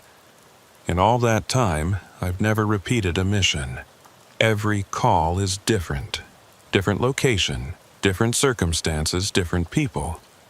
At least, that's what I believed until 3 weeks ago, when I realized I'd flown the exact same rescue twice.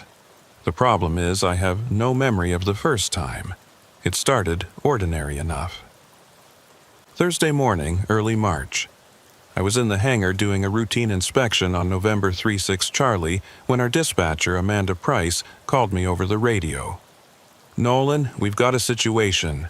Climber reporting distress on Cathedral Spires, says his partner fell and is unresponsive. Weather's clear, but we need to move fast." Cathedral Spires. I pulled up the location on my tablet, studying the terrain. Severe rock formations, technical climbing area, accessible only by air or a brutal 8-hour hike. I'd flown near there dozens of times, but never landed. "I'm on it," I said. "Give me the coordinates." Amanda read them off, and I punched them into the GPS. My flight medic that day was Cole Stevens, a former Army Ranger who'd been with our team for 2 years. Solid, dependable, didn't rattle easy. "Gear up," I told him as he walked into the hangar. "We've got a climber down at Cathedral Spires." Something flickered across his face, just for a second. "Cathedral Spires? Yeah, you know it?" "No," he said, but he was frowning.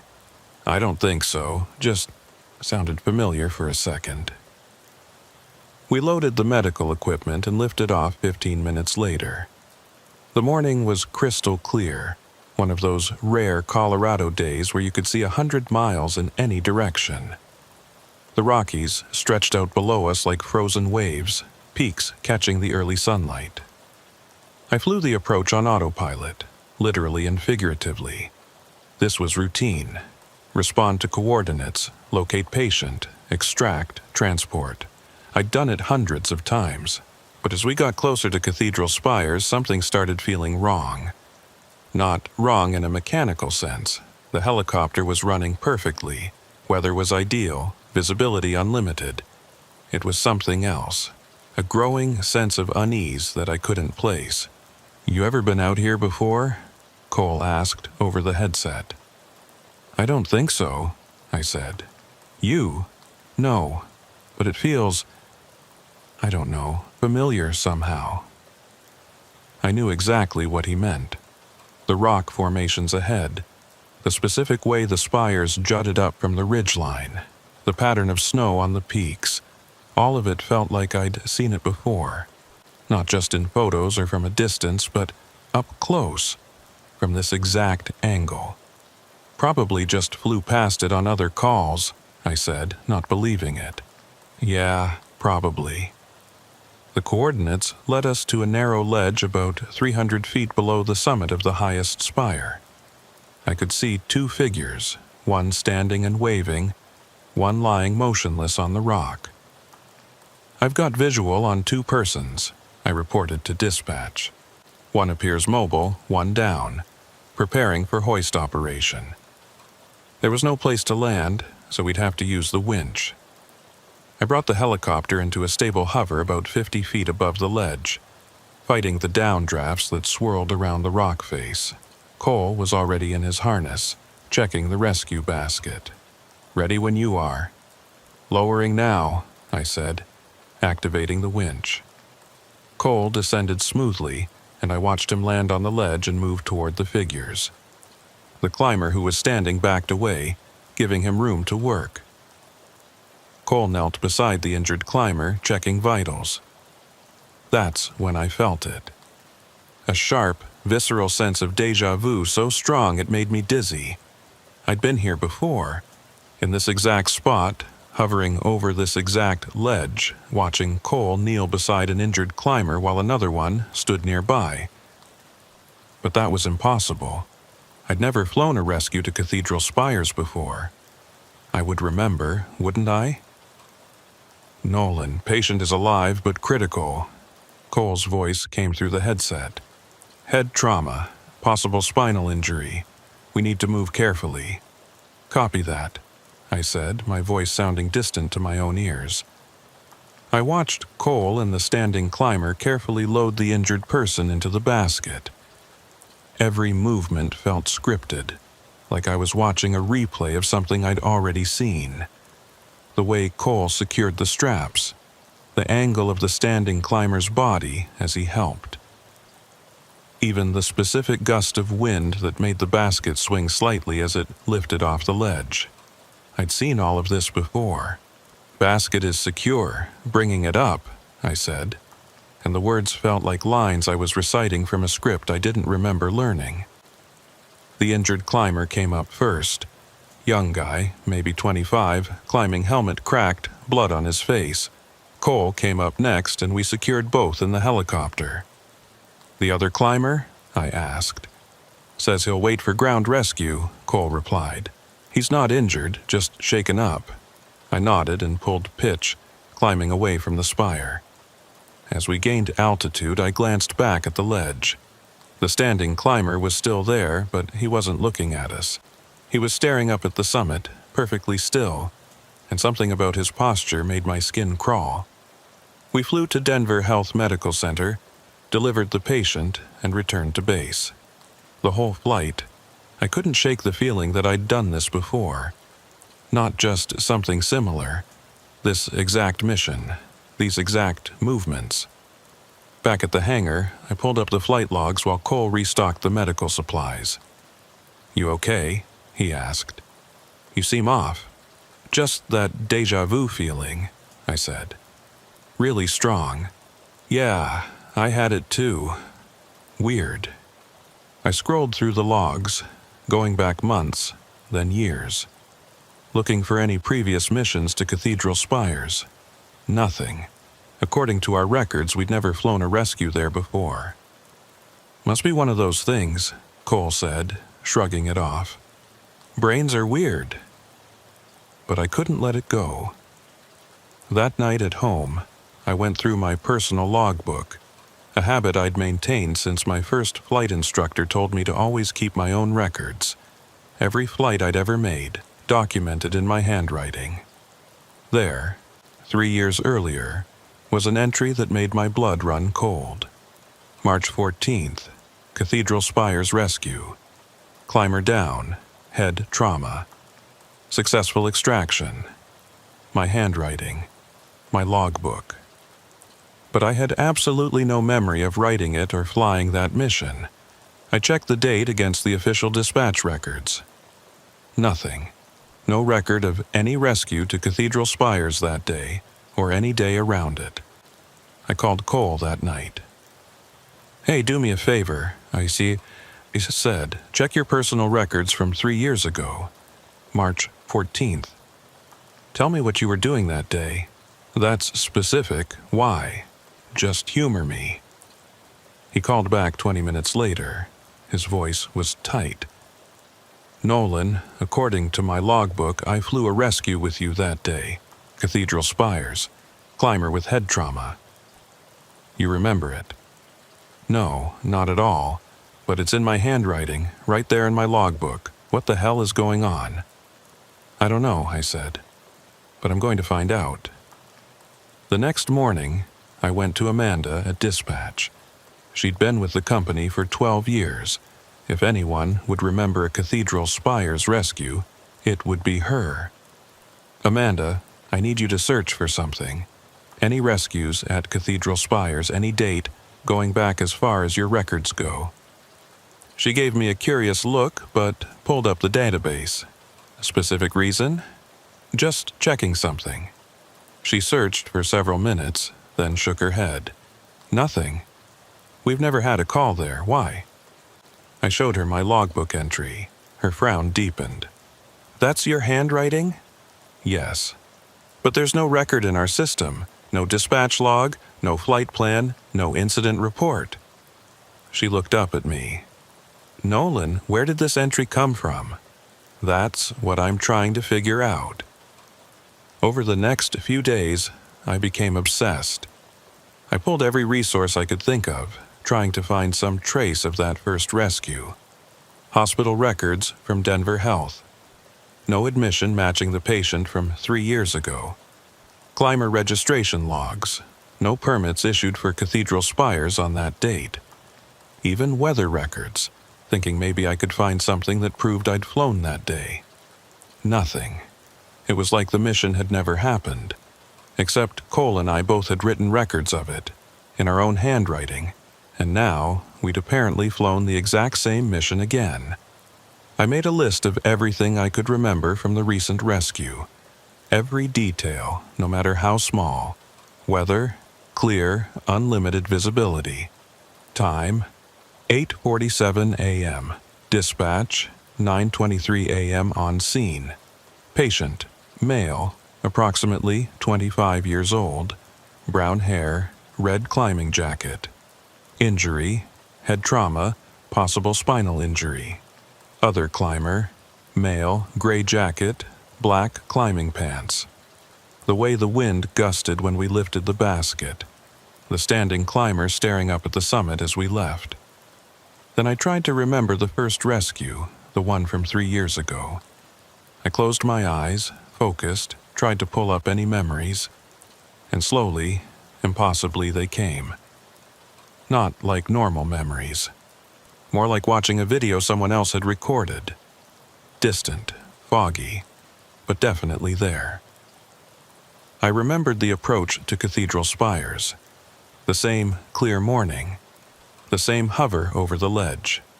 Cole descending, kneeling beside the injured climber. But there were differences. Small ones, but they were there. The injured climber from 3 years ago had been wearing a blue jacket, not red. The other climber had been wearing a green jacket, not gray. And when we'd lifted off, both climbers had waved. The injured one from the basket, the other from the ledge. This time, only the injured one had moved. The other had just stood there, staring up at the summit. I called Cole again. "Do you remember anything from the first rescue? Even vague impressions?" He was quiet for a long moment. "Maybe. It's weird, like trying to remember a dream. But I think, didn't the injured climber have a blue jacket?" "Yes," I said, feeling cold. "That's what I remember too. But the one we just rescued was wearing red." "I know. Nolan, how can we remember something that has no record of ever happening?" "I don't know, but we need to go back there." "To Cathedral Spires? Why?" "Because something's wrong with that place. Something that made us forget the first time, and now it's happening again." Cole didn't answer right away. "You think it's going to happen a third time?" "I don't know, but I need to see that ledge again. Without a rescue call, without the pressure, I need to understand what's happening there." We went that weekend. Chartered a civilian helicopter, told them we were scouting photography locations. The pilot, a guy named Martinez, didn't ask questions. We flew out to Cathedral Spires on a Saturday afternoon. The weather was overcast, not ideal, but flyable. As we approached, I felt that same unsettling familiarity. "There," I pointed, "that ledge, below the highest spire." Martinez brought us into a hover. "You want to go down?" "Just get close. I want to look." We descended until we were about 20 feet above the ledge. It was empty. No climbers, no equipment. Just bare rock and patches of snow. Except for the marks. "You see that?" Cole said, pointing. "Scratches in the rock. Dozens of them, maybe hundreds, carved into the stone face, not random, deliberate.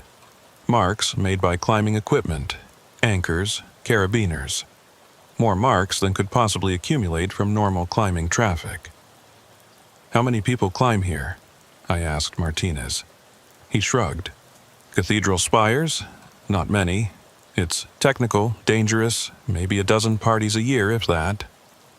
I counted the marks I could see. Easily over 100 distinct scratches, gouges, anchor points. "That's more than a dozen parties," Cole said quietly. We flew around the spire slowly, examining it from all angles. The marks covered the entire formation, concentrated most heavily around that one ledge. "Take us higher," I said. "I want to see the summit." Martinez climbed, spiraling up around the spire. The summit was a narrow point, barely 10 feet across, and carved into the rock at the very top were words. "We keep falling." The letters were crude but clear, chiseled deep into the stone. "What the hell?" Martinez muttered. "Can you get closer?" I asked. He shook his head. "Too dangerous. The downdrafts around these spires are unpredictable. We'd risk a crash." But I'd seen enough. Someone had carved those words at the summit of Cathedral Spires, hundreds of feet above the ledge where we'd rescued the injured climber. Twice. We flew back in silence. Martinez dropped us at the charter terminal and we stood there for a long moment, not speaking. "What do you want to do?" Cole finally asked. "I want to check something," I said. "Come with me." We drove to Denver Health Medical Center. I'd brought copies of my logbook entries from both rescues, 3 years ago and 3 days ago. At the hospital, I asked to speak with someone in records. A tired-looking administrator named Patricia Green met us in a small office. "I'm trying to locate admission records for 2 patients," I said, showing her the dates. Both would have come in by air ambulance, trauma patients, head injuries. She typed into her computer, searching. After a few minutes, she shook her head. "I'm not showing any admissions matching those descriptions on either date. Check the flight logs. Helicopter arrivals." More typing. "No helicopter arrivals on March 14th, 3 years ago. And that's odd. What? We show a helicopter arrival this past Thursday, but there's no associated patient admission. Just a notation that a flight landed and departed. No patient? According to this, the helicopter was empty." Cole and I looked at each other. "That's impossible," I said. "We brought in a critical patient. 25-year-old male, head trauma, climbing accident." Patricia's expression was professionally sympathetic. "Sir, I can only tell you what's in our system. If you'd like to file a formal inquiry—" "No," I said. "Thank you for your time." Outside, Cole leaned against the car. "This is insane. We both remember it. We have it in our logbooks, but there's no record anywhere else. Just like the first time," I said. "So, what happened to the patient?" I didn't have an answer. That night, I couldn't sleep. I kept thinking about those words carved at the summit. "We keep falling, not I keep falling. We." I pulled up every resource I could find about cathedral spires. Climbing forums, accident reports, historical records. The formation had a reputation among serious climbers as being technically difficult and dangerous, but not impossibly so. Several successful summits were documented. But I also found something else.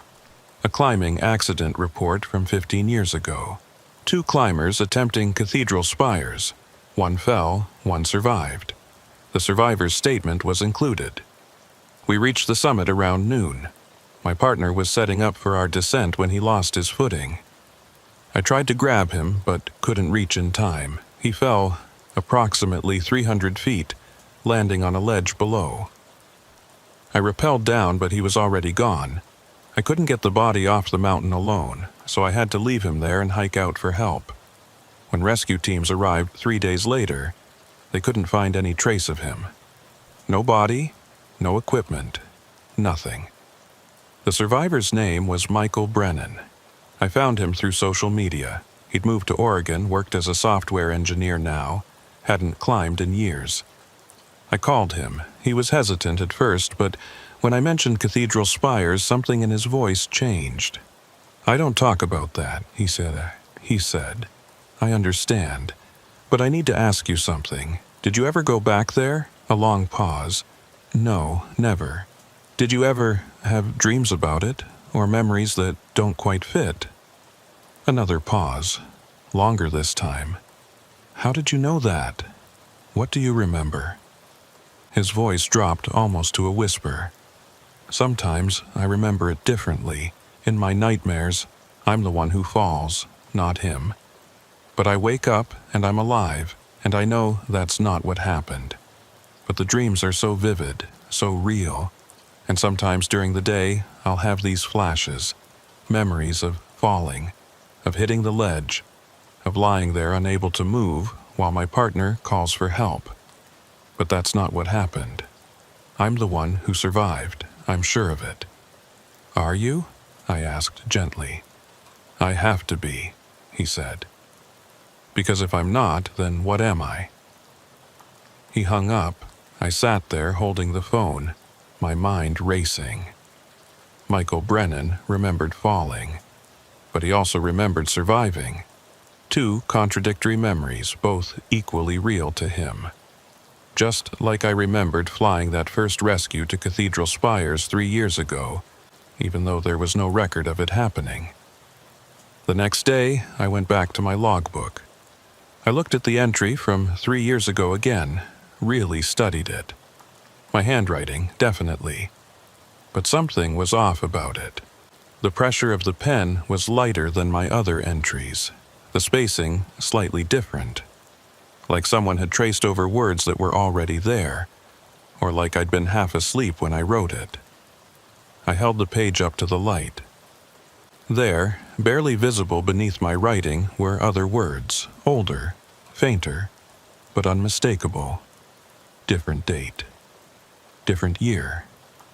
I got a magnifying glass and looked closer. Under the entry from 3 years ago was another entry, from 6 years before that. And under that one, another, from 6 years before that. The same entry, written over and over, going back as far as I could trace. Cathedral Spires Rescue. Climber down. Head trauma. Every 6 years. Like clockwork. But according to my conscious memory, I'd only flown there twice. 3 years ago and 3 days ago. How many times had I actually flown that rescue? I called Cole. Check your logbook again. The Cathedral Spires entry from 3 years ago. Hold it up to the light. He called back 10 minutes later, his voice shaking. There are other entries underneath. The same entry, over and over. Jesus, Nolan, how many times have we done this? I don't know, but we need to stop it. How? By not flying there again. What if there's a real call, a real person who needs help? I didn't have an answer for that. But 2 weeks later, the call came. Amanda's voice over the radio. Nolan, we've got a climber down at Cathedral Spires. Partner reporting critical head trauma. My hands were shaking as I picked up the handset. Repeat those coordinates. She read them off. Exact match to the previous 2 rescues. Amanda, I need you to send someone else. What? Why? Just trust me. Send another crew. Nolan, you're the only pilot on duty right now. The nearest backup is 40 minutes out. If this person has a head injury, send them anyway. I can't fly this one. There was a long silence. Nolan, if you're not fit to fly, I need you to tell me officially so I can... I'm fit to fly, I just can't fly this particular mission. That's not how this works. We have a person in distress, you're the available pilot. You have to go. I looked at Cole. He'd heard the whole conversation through his headset. He was already shaking his head. We can't keep doing this, he said. We have to break the pattern.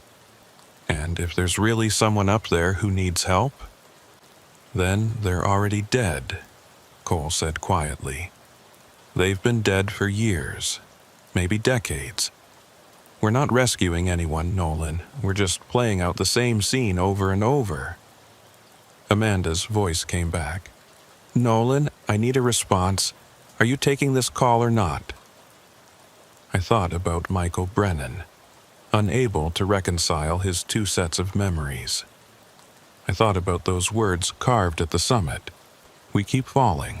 I thought about how many times I might have flown to that ledge, rescued that same climber, brought him to a hospital where he disappeared from all records. How many versions of that same patient had I left on that ledge over the years? How many times had I forgotten? I'm taking it, I said. Cole stared at me.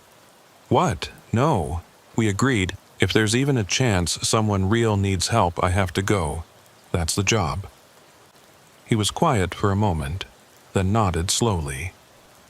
Then I'm coming with you. We lifted off 10 minutes later. The flight to Cathedral Spires felt like flying through a recurring dream. Every landmark, every turn, every adjustment to the collective exactly as I'd done it before. Or as I would do it again.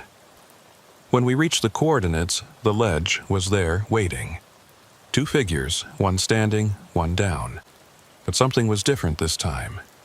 As we approached, both figures looked up at us, and the one lying down, the injured climber, raised a hand, waving.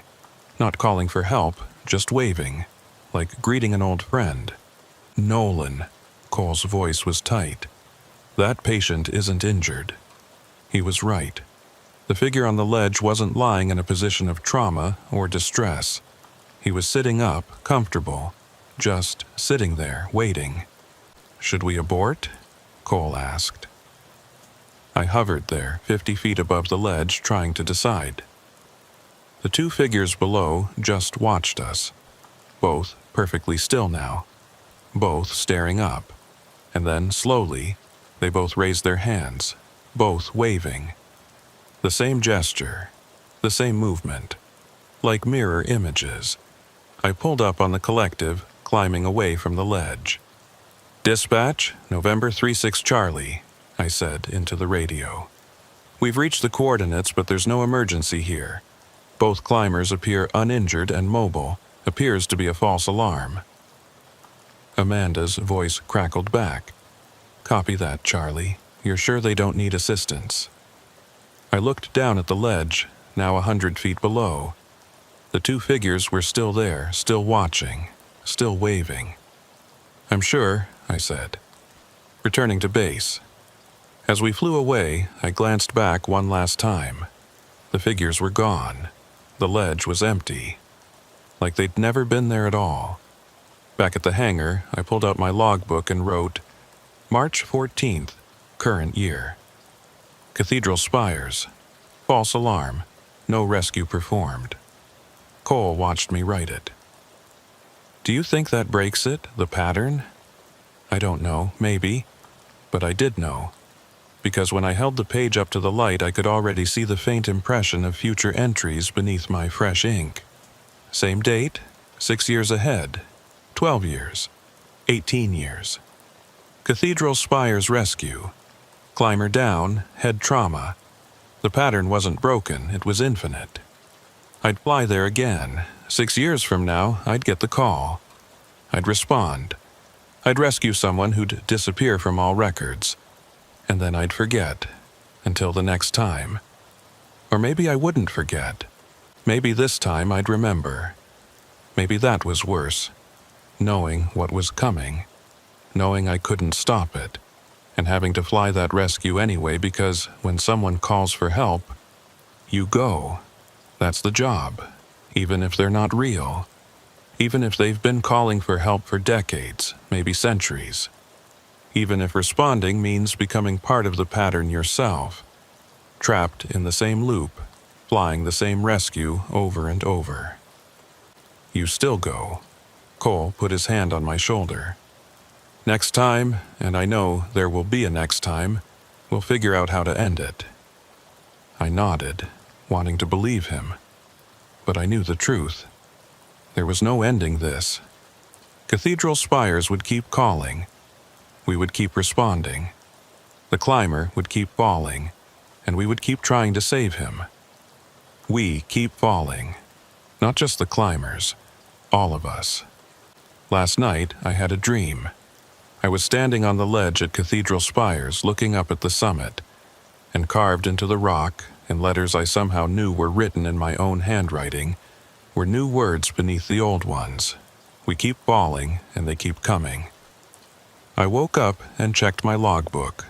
The next entry was already there, faint but visible. 6 years from now. Same date, same location, same rescue. I'll fly 100 times more until I can't remember which time is real and which times I've already forgotten. Until I'm standing on that ledge myself, looking up at the helicopter, raising my hand, waving, waiting for someone to try to save me, knowing they'll fail, knowing they'll forget, knowing they'll come back anyway, because that's what we do. We keep falling, and they keep coming.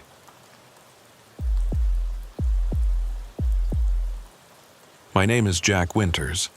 I've been flying search and rescue in the Colorado Rockies for 13 years. I've seen broken bodies impossible survivals, and more death than I care to count. But the call that keeps me awake at night wasn't dramatic. There was no storm, no crash, no blood. It was the quietest mission I've ever flown. That's what makes it worse. It was a Tuesday in late September, one of those perfect autumn days where the aspens are turning gold and the sky is so blue it almost hurts to look at. I was scheduled for a routine supply run to the weather station on Mount Lincoln. Medical supplies, food, equipment. Simple. I'd done it a dozen times before. My usual flight medic called in sick that morning, so they paired me with someone from the standby rotation. His name was Vincent. I didn't catch his last name and didn't think to ask. Mid-40s, quiet, professional. He loaded the supplies without small talk. Just efficient movements and nods. We lifted off at 10 a.m. exactly. The helicopter, November 27 Romeo, ran perfectly. Everything was textbook. Clean takeoff, smooth cruise, good weather. The kind of flight where you can almost forget you're working. Vincent sat in the right seat, watching the landscape pass below. He didn't speak, didn't ask questions, didn't make conversation. Some medics are like that, focused, interior. I didn't mind. The silence was comfortable. 40 minutes into the flight, I noticed something odd. The GPS was showing our route correctly, all the waypoints lined up, but the terrain below didn't quite match what I expected. Nothing dramatic, just small differences. A ridge that seemed slightly higher than I remembered. A valley a bit narrower, the kind of thing you might chalk up to angle or lighting. "You flown to Lincoln before?" I asked Vincent. He turned to look at me. His eyes were gray, very pale. "No?" "It's pretty straightforward. We'll drop off at the station, they'll unload. We'll be home in time for lunch." He nodded and turned back to the window. I checked the instruments again. Everything nominal. Fuel good, engine temps perfect, altitude holding steady at 11,000 feet. But that feeling of wrongness was growing. Not anxiety exactly, more like déjà vu in reverse. The sense that something familiar was becoming strange. "You been with mountain rescue long?" I asked, trying to shake the feeling through conversation. "No," Vincent said. "Where'd you work before?" He was quiet for a moment. "Different places." Not unfriendly, just minimal. I let it drop. We flew on. Below us, the mountains rolled past in their endless variation of rock and forest and snow. I'd flown over this terrain hundreds of times, knew it like some people know city streets. But today it looked different. Subtly wrong, there, that peak to the left. I knew that peak, Cathedral Rock, distinctive triple summit. But the middle spire looked taller than I remembered.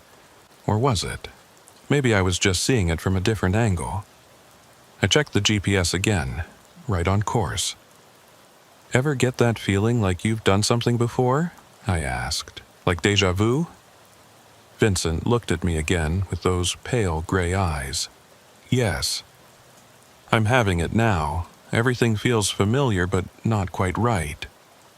"Maybe you have done this before," he said. "I have.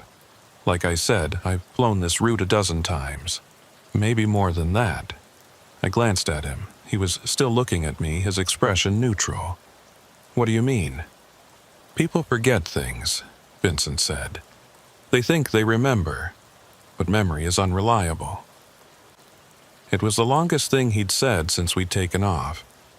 I wanted to ask him to elaborate, but something stopped me. Some instinct that told me I didn't want to know what he meant. We flew in silence for another 10 minutes. The wrongness kept building. Small things, accumulating. The clouds weren't quite the right shape. The shadows fell at angles that didn't match the sun.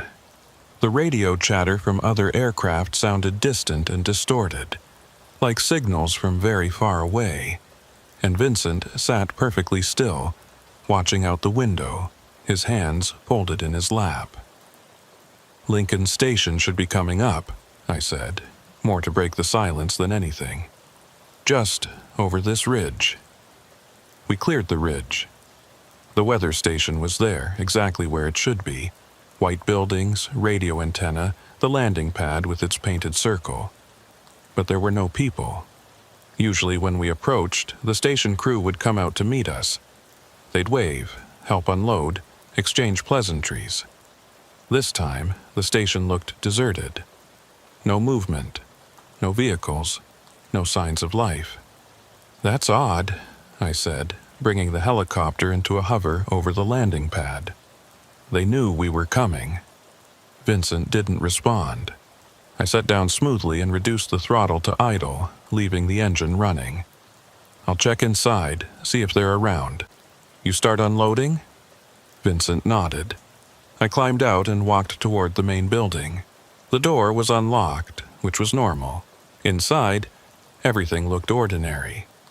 Equipment running, lights on, coffee pot still warm on the burner. But no people. "Hello?" I called out. "Anybody here?" My voice echoed in the empty hallway. I walked through the station, checking the common room, the lab, the sleeping quarters. Everything was neat, organized, lived in, but nobody was there. I went back outside. Vincent had unloaded about half the supplies and was stacking boxes on the landing pad with mechanical efficiency. "The station's empty," I said. "No one's here." He looked up at me. "Are you sure?" I checked everywhere. Maybe they're outside, doing field work.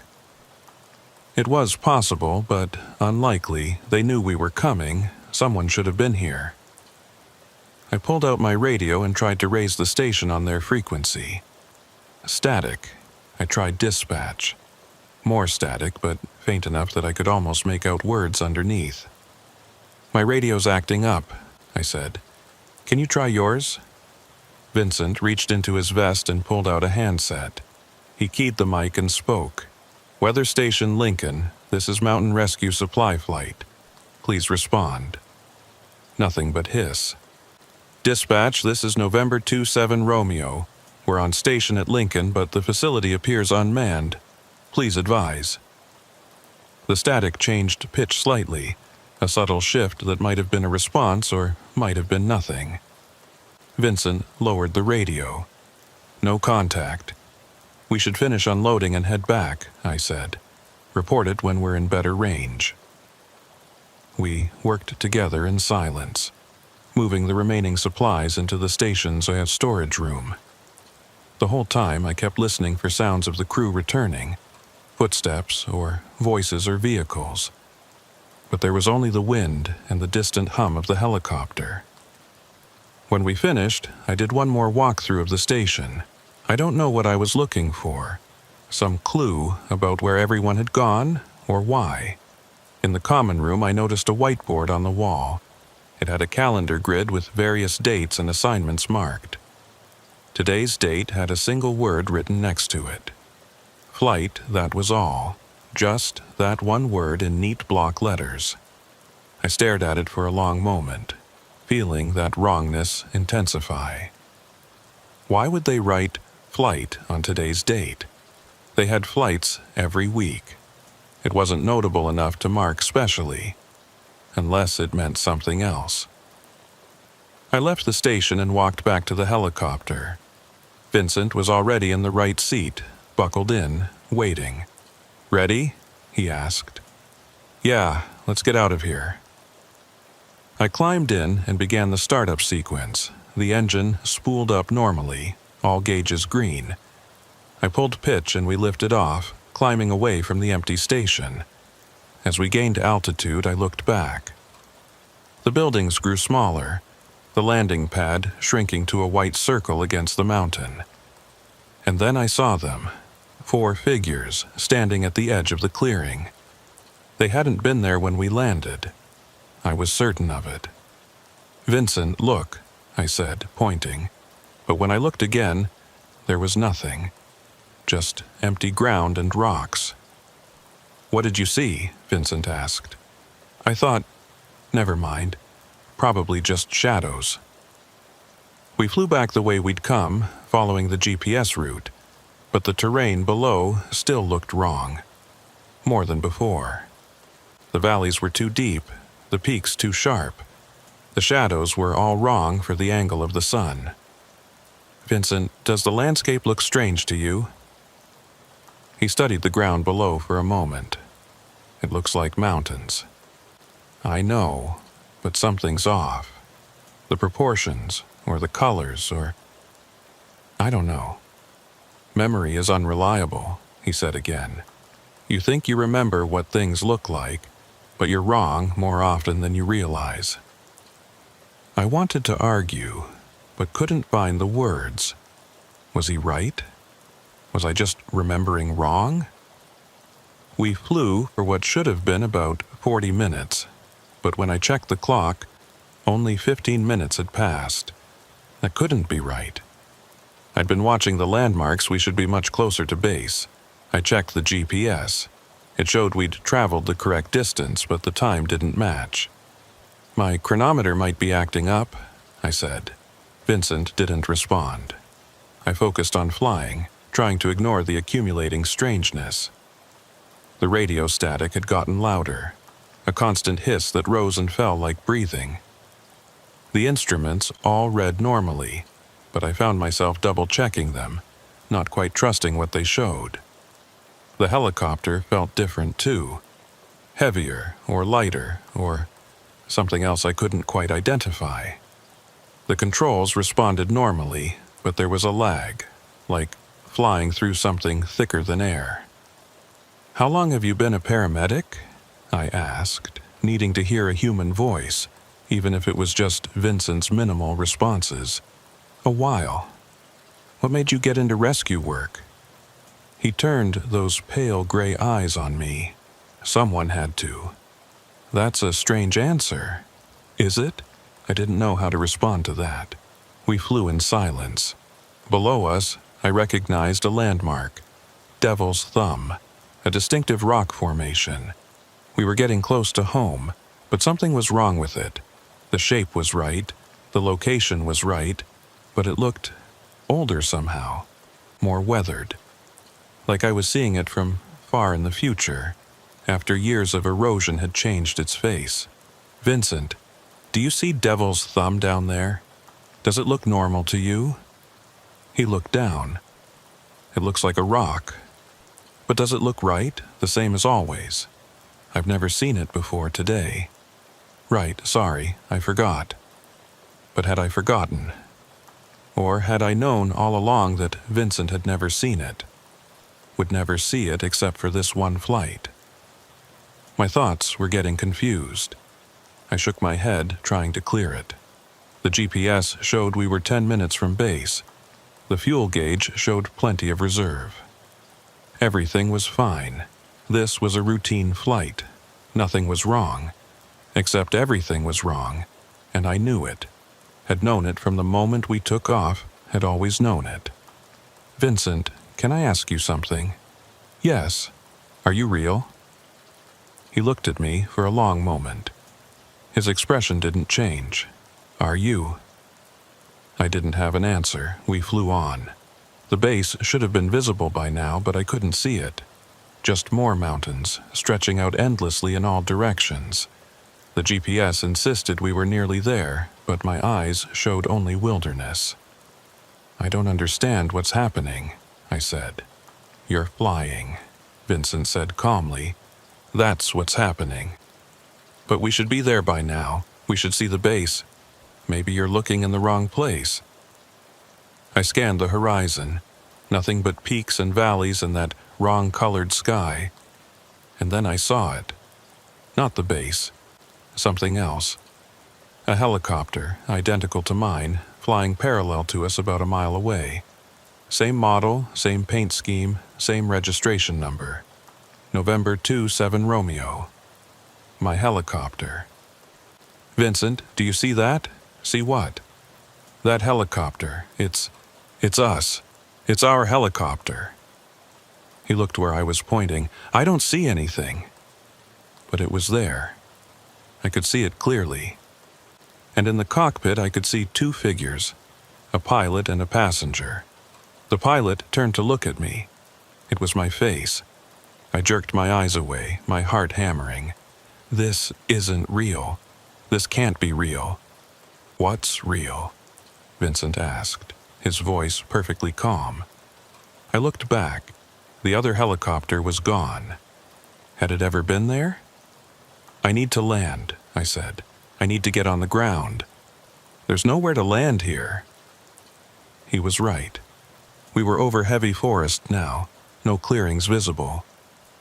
But I couldn't keep flying. Something was very wrong, and I needed to stop, needed to think. I started a descent anyway, looking for any gap in the trees large enough for the helicopter. "That's not safe," Vincent observed. "I know. You might crash." "I know. Is that what you want?" I didn't answer. Was it? Did I want to crash?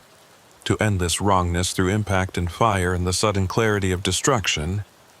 No. No. I wanted to land safely and figure out what was happening. I wanted to be home, on solid ground, with other people who could confirm that reality was still real. I spotted a small clearing and aimed for it.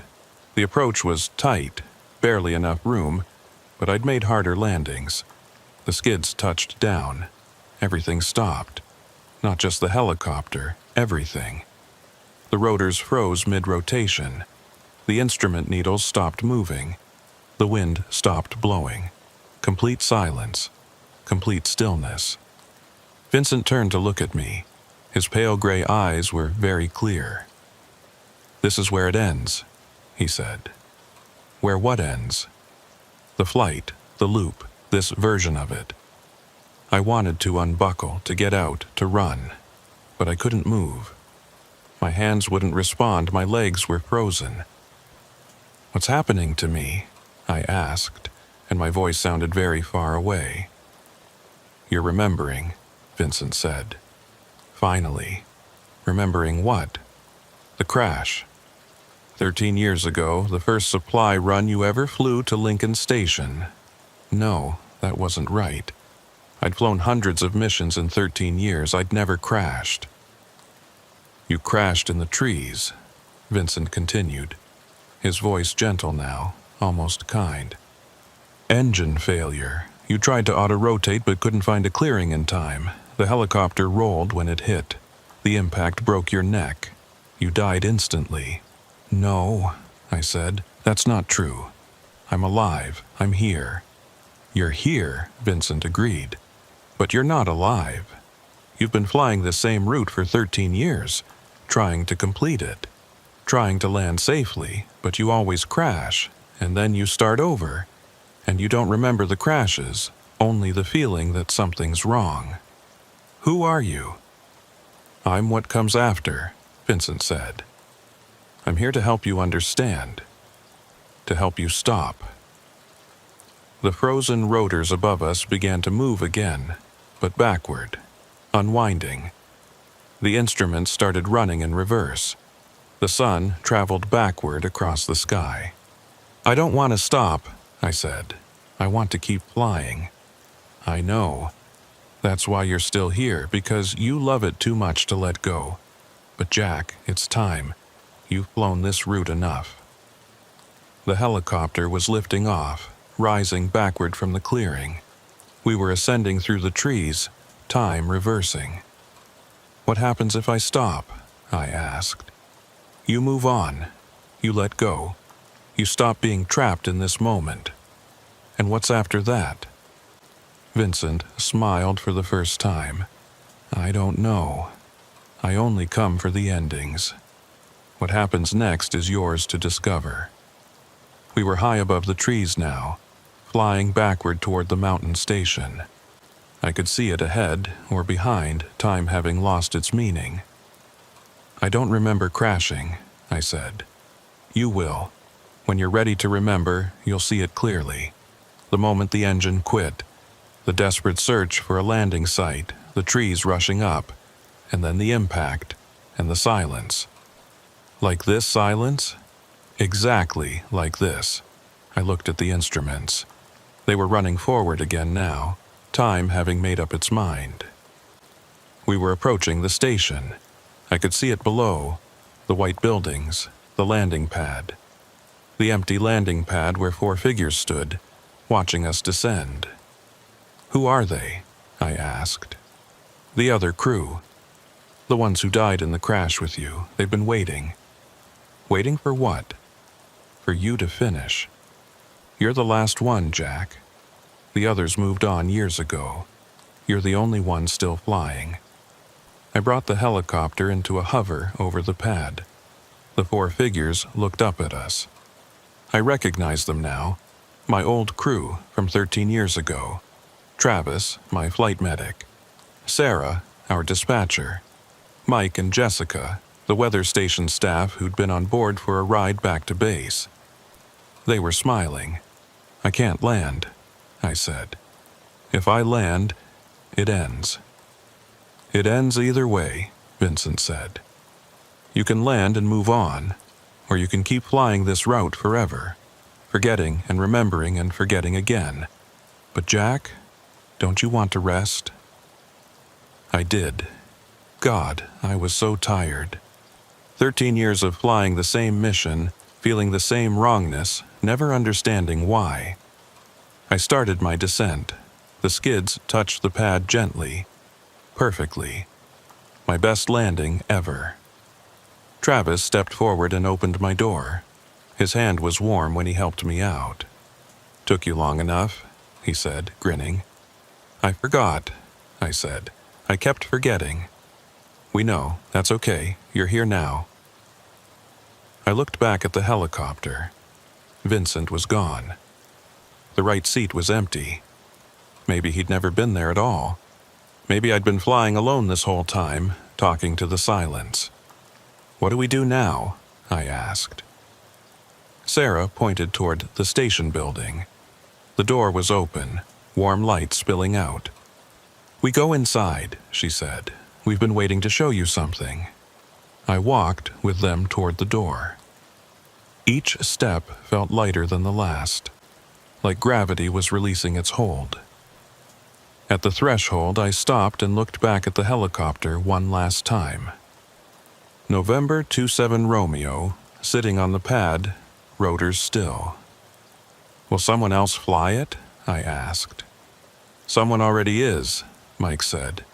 "Someone's always flying it, but that's not your concern anymore." I stepped inside. The door closed behind me. And I woke up, not in the station, in a hospital bed, with machines beeping and tubes in my arms and a nurse checking my vitals. "Welcome back," she said. "You've been in a coma for 3 weeks. Helicopter crash. They didn't think you'd make it." I stared at her, my mind reeling. 3 weeks? But I was flying for 13 years. She smiled gently. "The brain does strange things when it's healing. You've been dreaming." It felt so real. They always do.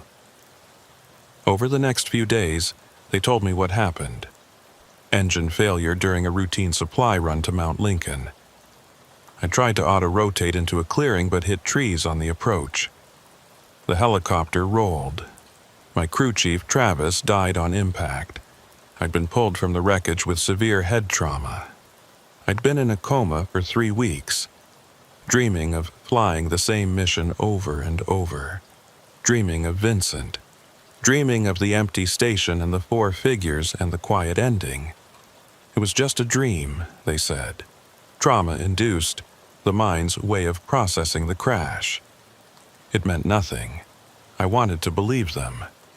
I was discharged after 2 months. Physical therapy, psychological counseling, evaluation for return to flight status, the works. I passed everything.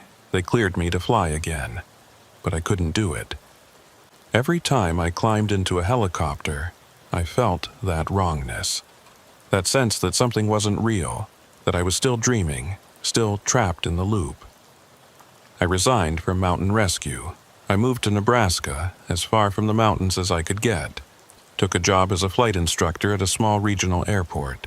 Cessnas and Pipers, pattern work and touch and goes, safe, predictable, real. I've been here for 6 months now. I don't dream about flying anymore. But sometimes, late at night, I hear helicopter rotors in the distance, and I wonder if I'm really in Nebraska, really awake, really alive. Or if I'm still on that mountain, still in that loop, still trying to land. Vincent said I moved on. But how would I know? If I'm still dreaming, still trapped, would it feel any different than this? Would I remember the crash? Or would I just have the vague sense that something's wrong? The feeling that reality isn't quite real? Last week, I got a letter. No return address. Inside was a single photograph. It showed a helicopter landing at a weather station. November 27 Romeo. In the pilot's seat, I could just make out a figure. It looked like me. On the back of the photo, in handwriting I didn't recognize, was a single question. Are you sure you woke up? I burned the letter, I burned the photo. I went to work the next day and flew 3 students through their lesson plans. Pattern work, touch and goes, everything normal, everything real. But I kept the ashes, put them in an envelope, locked them in my desk drawer. Because I'm not sure. I'm not sure if I woke up or if I'm still flying that route, still trying to land, still forgetting and remembering and forgetting again. Maybe I'll never be sure. Maybe that's the real trap, not being stuck in a loop, but never knowing if you've escaped it. Maybe I'm in Nebraska, maybe I'm in a coma, maybe I'm dead, and this is what comes after. Or maybe I'm still in that helicopter, with Vincent in the right seat, flying toward a mountain station that's always just ahead, always just out of reach. The flight that never ends, the landing that never comes, the quiet one. Last night, I dreamed I was flying again. The same route, the same wrongness, and in the right seat was Vincent, with his pale gray eyes, watching me. "Ready to try again?" he asked. I woke up in my bed in Nebraska, at least I think I did. But I'm not sure. I'm never sure anymore, and that's worse than any crash could ever be.